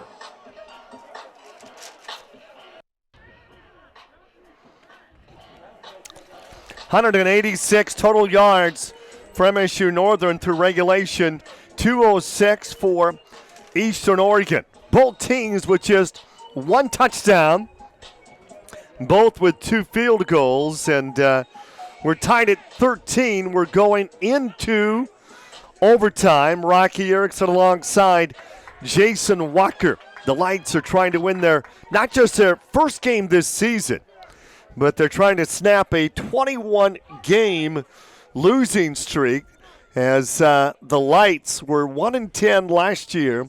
They won that first game against Arizona Christian. They went 1-10 in 2018 and trying to win their first Frontier Conference game in 5 years. So we're going to have a coin flip, and you want to win the coin flip and you want to defer. Yeah, definitely. And so you know what you have to do. You start at the 25. You know, this used to be called the Montana overtime, because I think Montana was the first state maybe to implement. This coin flip is huge. Oh, yeah.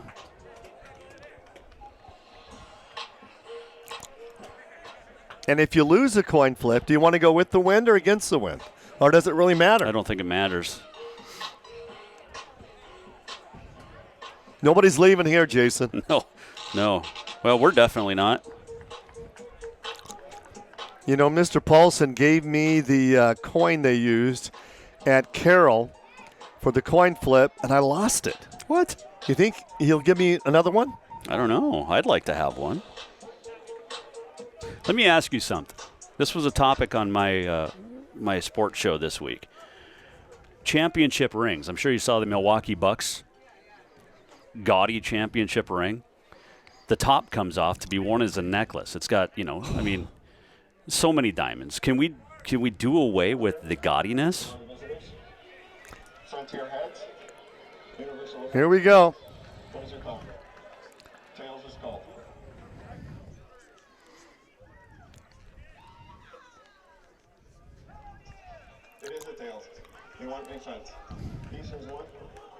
Yeah, Eastern wins the toss. They'll go on defense the second or first so that they know what their offense has to do. And MSU Northern decides to go with the wind. So, Jason Walker, how big is this for both these teams? Huge. This is huge. If you're Eastern Oregon, your season's on the line here. I mean, they come off a spring season where they claimed to share with the Frontier Conference title, the preseason pick to win the conference championship. They win their first 3 games. They have lost their last 3 games, but for the Lights of MSU Northern, I mean, it'll be historic if they can come out on top. Well, there is that, and like I said, for Eastern Oregon, you still technically, I think, have a chance to win, an outside chance. But, the spring season, I don't really count. You had 3 teams out of 5 because 3 teams didn't even play. 3 teams out of 5 finished 3-1, and they beat each other. So Kirton, each team will get it from the 25. You can pick up a first down or 2. Curtin going to go on the ground. Vaughn Pachung's got some room. Takes a hit, still on his feet. Breaks a tackle inside the 10. Vaughn Pachung, what a run. Unbelievable. And he got better after the initial hit. Yeah, he did. Holy cow. Because Josh Mendoza was there with the initial stop. It would have been a loss of a couple of yards. But then all of a sudden, Vaughn Pachung just kept going. There's the missed tackle. Gets hit twice, 3 times. Stayed on his feet. Still on his feet. First and goal. And it looked like Horner was down there helping pull him. From the 5-yard line.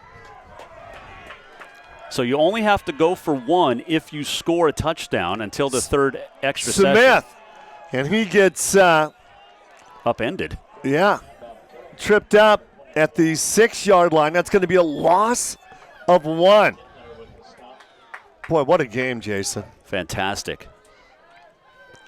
If you're a defensive fan.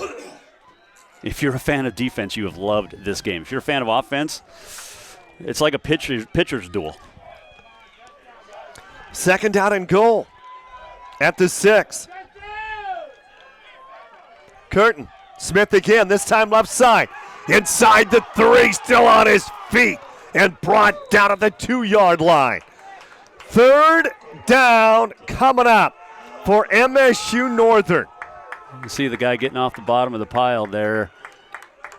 Number 10, nice tackle, Hayden Brandon, Kuna, Idaho product. This is a huge play here. I mean, do you kick the field goal if you come up short, or do you go for it? Kick the field goal. You take the points. It's easier to kick a field goal than to get a touchdown, technically. Wampler's in. 3rd down and goal from the 2-yard line. Quarterback keep. He's going to throw the Tim Tebow jump pass. And the pass is complete. Carmona, his first catch of the game. Huge play call. Executed to perfection. And Northern up by 6. Huge PAT. But now Northern's defense knows to keep them out of the end zone, you win the ball game. Curtin to Carmona. Tim Tebow made that play famous. Gets PAT. Kick is up, and the kick is good. And it is 20-13. And now the pressure on the Mountaineers. They have to score to send this game into 2 overtimes. Wow. Should be the same end zone. I don't know what these guys are walking down here for. It should be at the same 25-yard line. Yeah. Northern's defense is on the wrong side of the field. But Northern's defense, time and time again, Rocky, has come through today. And now they need to do it one more time. One more time. That's all they need. And let's not forget, this hasn't been a great, well-played offensive game by any stretch of the imagination. A couple of good play calls here and there, but on both teams. But if you're MSU Northern's defense, this is it. And if you're Andrew Roll, this is why you got Mike Van Diest to be your defensive coordinators for games like this. Redshirt freshman quarterback Carson Boney. First play of the overtime. From the 25-yard line, they run a reverse. Double, yeah. Isaiah Thomas. Oh. Thomas is in trouble. Hunter Riley. And Thomas is going down. Hunter Riley. Wow, what a play. Hunter Riley waited and waited and waited. He almost baited Isaiah Thomas. He waited and then came up when Thomas slips right here. Here comes Riley. I got you now. In my sights. Boom. 2nd down and 11. The excitement is in the air here at Tillman Field on the campus of MSU Northern. Are we about to witness an historic victory? It's going to be 2nd down and 11. From the 26-yard line. Carson is going to go down. He's sacked at the 30-yard line. Chase Gilbert, who's been there all day. Joe Fair, who's been all over this field. Look, there's Fair forcing Boning up, comes back, but Gilbert the one to make the stop, and now it's 3rd and forever. Eastern Oregon may become an answer to a trivia question someday. Well, and Mike Van Diest would honestly like for it to be Eastern Oregon and no longer Carroll College, even though he's with Northern now, as the last team to lose a Frontier Conference game. 3rd down and 15. Boyning is going to roll right. He airs it out. Anybody's football, incomplete. The intended receiver was Wilkerson, but wow, that was in triple coverage. It was, and he was the only one down there, and he actually pushed off of the defensive back. All right, this is why you make the big bucks.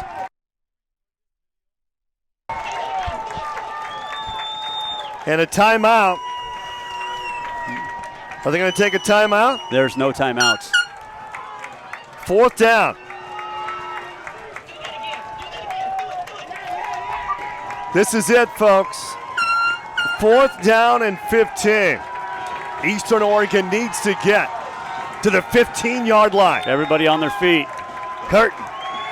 Back to throw as a redshirt freshman. Pass caught. Wilkerson to the 12-yard line. What a play. What a play. Carson Boning, The redshirt freshman comes in for the All-American Kai Quinn. Out on 4th down and 15, he comes up huge, and boy, the crowd got quiet. They did, but they're still just 4 plays. You know, it's 4 down territory. You can still get a first down if you're Eastern Oregon. Wampler actually thought he had made the stop short. From the 12-yard line, Boney. Handoff. And on the carry, Nathan Reed to about the 8-yard line, a gain of about 5 on the play. Wampler stopped that one. I know it's still early, Jason, but if they score, do they go for 2 for the win, or do they? Oh, man. I mean, you're on the road. Isn't that the general, you play for the win on the road and the tie at home? Is that it, or is it the other way around? I can't remember the saying. They're a long ways away from scoring. From the 8-yard line, 2nd down and 5. Interception, forced fumble. Boney, handoff again right up the middle. And near the goal line is Nathan Reed. Is he in? He's not in. They're marking him down just shy. But Reed did a nice job pushing forward. So it's first down. 4th down and 15. This game should have been over. Yeah.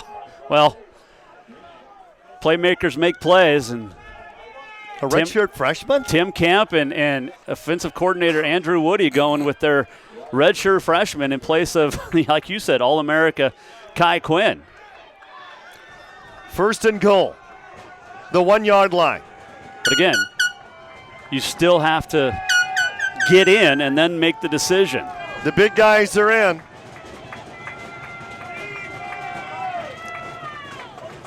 And they're going to go with a new quarterback and a big loss. Andrew James came in at quarterback, handed it off to Nathan Reed, and Reed gets stopped for a loss of 4 on that play. Why would you switch quarterbacks there? I don't know what the call was or why. So you played 3 quarterbacks. You put James in for a play. It was a like triple I formation. You had 3 guys in the backfield. It's going to be 2nd down and goal from the 4-yard line. The Lights lead it 20-13. That was a big stop because now you've pushed them back 3 yards. This is overtime number 1. Boning is back in at quarterback. Camp's going to come into motion. Boning, handoff to Reed. Reed goes into the end zone on a 4-yard touchdown run. They're going to go and for now 1. You've got a 1-point game. They're going to go for, well, they're going to line up to go for the tie. But here's the thing. Eastern Oregon will get the ball first to start the 2nd overtime at the other end of the field. Well, you got to have a good snap. You got to put the ball down. And Zachary Cahill is 12 for 12 on PATs this year. Cahill has not missed. This to tie the game, and the kick is up, and the kick is good, and we are going to overtime number 2. We are tied at 20. Yeah, so we'll walk down to the other end of the field.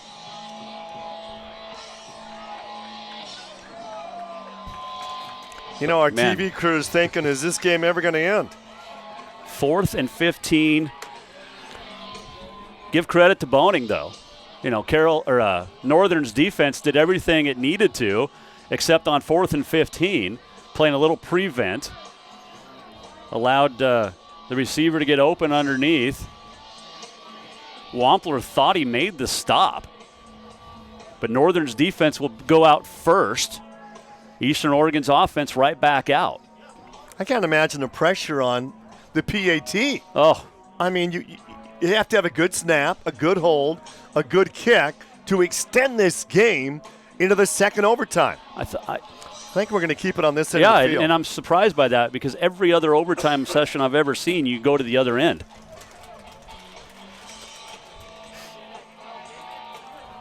I asked him to keep it here and I can see better. Oh, well, you are the great Rocky Erickson, so. Eastern Oregon will have the football first to start overtime number 2. You know, we don't have lights here for the Lights. So how many overtimes can we get in before the sun goes down? Wow. We're about ready to find out. Carson Boning, the redshirt freshman. He wants to throw on first down, takes a hit. He throws late, and they're going to say... Yeah, he was down. His knee touched Gilbert with another sack. Man, Chase Gilbert, Joe Fair, and Justin Pfeiffer have been all over this field today. Gilbert, the senior out of Spokane. That's a loss of 6. That's huge. 2nd down and 16. And from this point, they may be out of field goal range for Cahill. 3 wide receivers set to go out. Nathan Reed in the backfield. Boning wants to throw over the middle. Isaiah Thomas, what a catch. He dropped it. He did not make the catch. Wow. Came across the middle in double coverage. Took a huge hit. And Isaiah Thomas could not hang on to that football. What a great leaping attempt. And Thomas, wow. Well, Travion Rainey did a nice job breaking that up. He got his hand in and knocked it loose as they were both on their way down. So 3rd and long again. And will Carson Boning come up big again? If they come up short here on an incomplete pass, it'd be a 48-yard field goal attempt for Cahill. They're going to send 3 wide receivers to the left side. Boning looking to that side. Pressure. Fair got him at the 35-yard line. How good has he been, Rocky? All-American. Oh. He's played the left side, he's played the right side, and he's got all over Eastern Oregon quarterbacks today. Now, Zachary Cahill is a big-time quarterback, but a big-time kicker, rather, but they're not going to let him attempt what would be a 54-yard field goal. It's going to be 4th down and 17 to keep their drive alive. Well, they just converted 4th and 15 on the first overtime. Northern gets it back. All they'd have to do is score and win the game. 4th down and long. Boning, pressure again. Flushed out, he's in trouble. Scrambles out. He throws to the end zone. Incomplete. Intended receiver was Blackham. All right, so Northern needs to get just a couple of plays.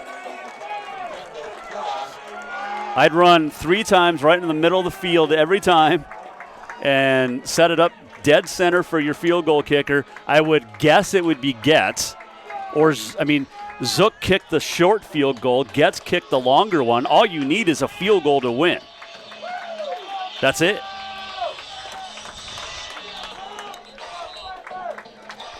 MSU Northern. Their last win was game 1 of the 2019 season. Their last conference win, September 17, 2016. A 47-game Frontier Conference losing streak could be snapped right here, right now. False start. Movement on the line. It's going to go against Northern.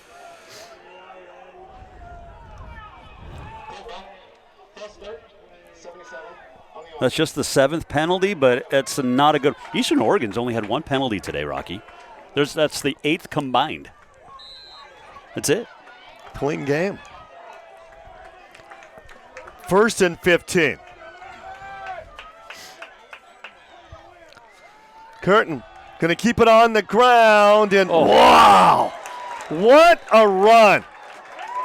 Cannon, that was Cannon Smith. Look how he carried the defender. 4 more yards. Yeah, he was man on a mission there. And Cannon Smith is not that big at 5'7" and 176 pounds. It's going to be 2nd down and 11. He's 176, but 150, that's in his legs. Curtin fakes the handoff. Curtin is going to run, and Curtin is going to be stopped at the line of scrimmage. It's going to be 3rd down and 11. Well, come up short here. That would set up a 45-yard field goal attempt. And, boy, you're right. I don't know. Coming into this game, the Lights had only made 1 field goal all year in 7 games. They've made 2 in this game. Well, third down and 12.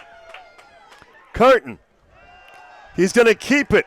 And Curtin is going to be stopped for a loss of a yard on the play. And it's going to be Getz. He was the one warming up. So here you go.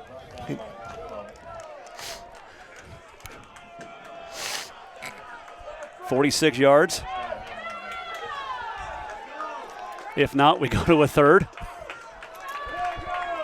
The ball is going to be marked at the 36-yard line, a 46-yard attempt for the win. Niles Getz from 46 to give Northern a big win. The kick is up. It's going to be short. And we're going to go into overtime number 3. All right, so here's the only change. If you score a touchdown, you have to go for 2 from now through every overtime session from here on out. Overtime number 3. It's not easy for either of these teams to get a win. No. We're tied at 20 after 2 overtimes. Wow. I just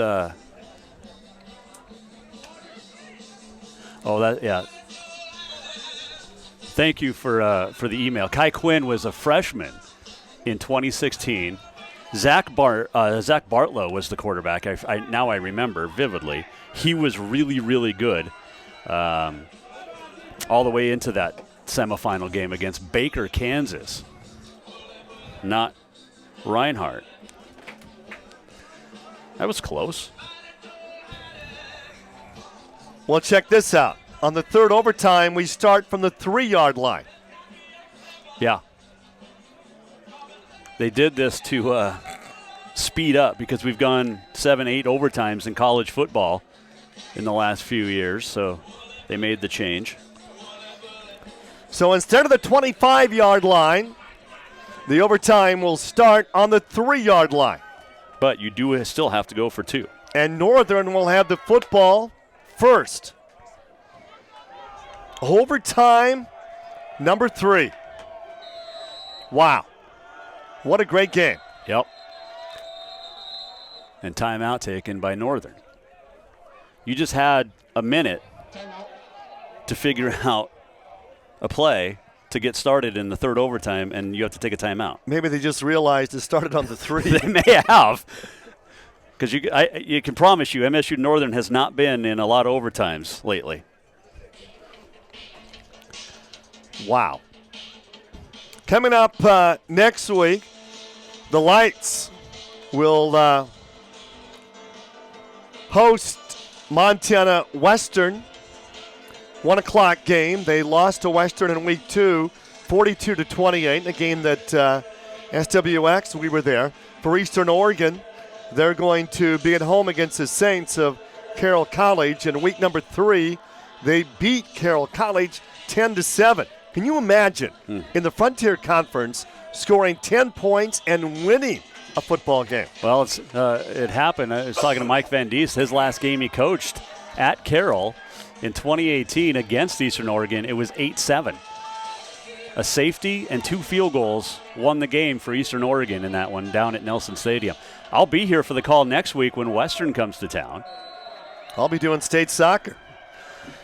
And Curtin to throw, and the first play wide open, he overthrew him. It was Jake Horner out of CMR who was wide open on the play, and Cayman Curtin overthrew him. Wow.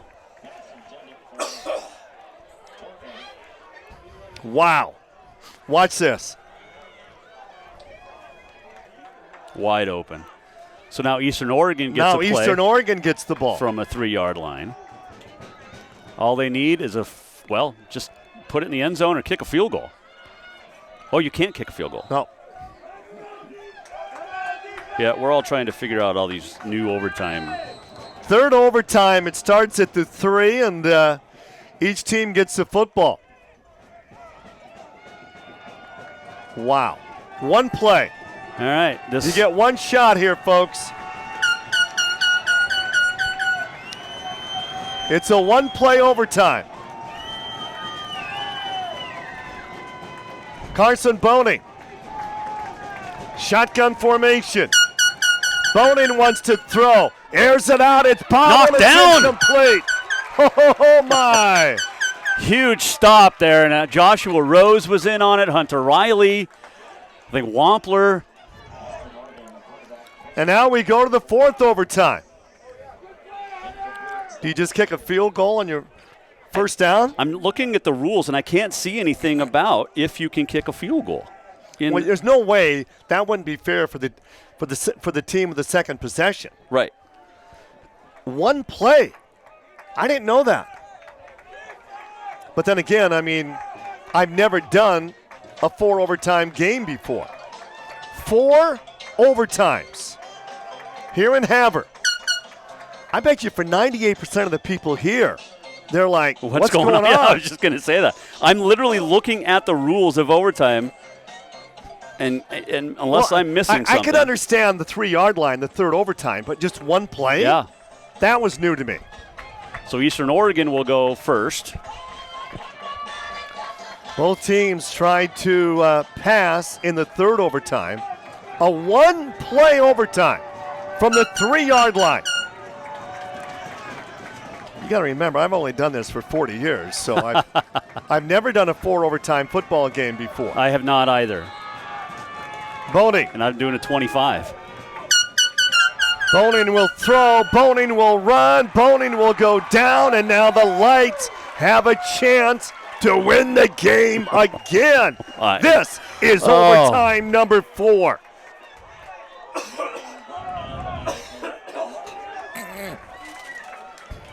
So Andrew Rowland just told the ref they want the ball on the right hash mark, so they've got a play design. Do you do the jump pass again? It worked before. Rocky wins over Carroll 39-34. No overtimes.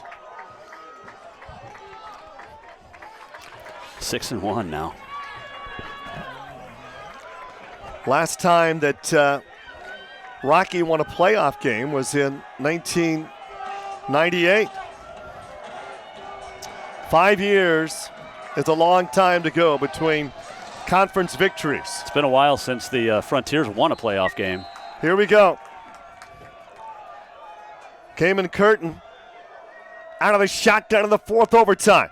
Curtin to the end zone. Incomplete. 5 overtimes. Wow.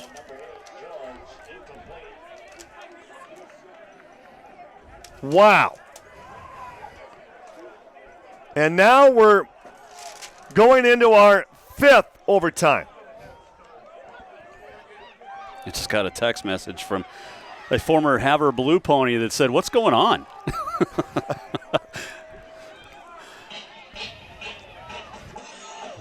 Won a 2010 national championship with Carroll. Well, folks, Jason Walker and I have learned a lot here. After 2 overtimes, you start the third overtime, not from the 25, but the 3-yard line, and each team only has one play from that 3-yard line. And now we're going to start overtime number 5. I might lose track. Remember, I did go to a 3-room grade school. You had that many rooms at Wolf Point? Vida. Oh, Vida, even better. This is the beginning of overtime number 5. And now Eastern Oregon takes a timeout.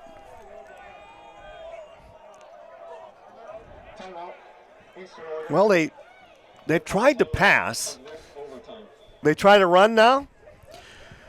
I mean, both these teams have struggled offensively in this game. They've struggled to score I mean, total yards, 220 for Eastern Oregon, 212 for MSU Northern. So we shouldn't be that surprised that they're struggling to get the ball in from 3 yards out. Yeah, no, I can absolutely agree.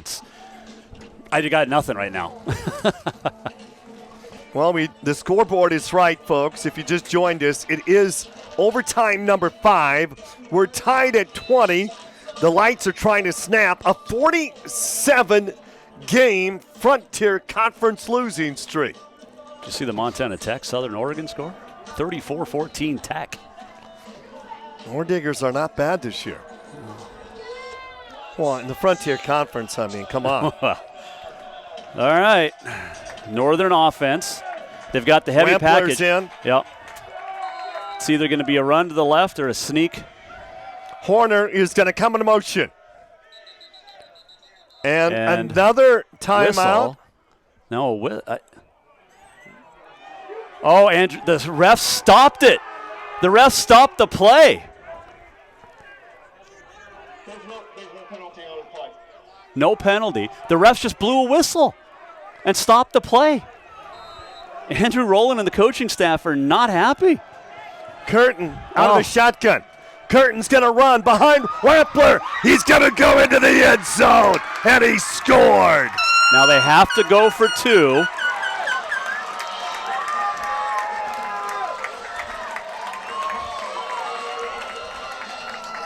They have to go for 2. 3-yard touchdown run for Curtin. Eastern Oregon will get the football back. Just one play. And that is the first time either team has tried a run from the 3-yard line here in the overtimes. Oh, you know what this is? Well, hold on. No PATs. No, but Eastern Oregon will have the football. it's actually not 26-20. It's 22-20. According to the rules, if a game reaches the third overtime, teams will run alternating 2-point plays. 2-point plays. So this is... It's 22-20. Yes, our score. It should be 22-20. But Eastern Oregon has to answer. This is it. This could be the game right here. Carson Boning is going to throw. It's going to be incomplete, but wait. Oh, a penalty. Flag is down. A penalty. And it could be pass interference. The celebration has started for the Lights. No, they need to get off the field because that's coming back. Oh. It's a penalty, offensive or defensive.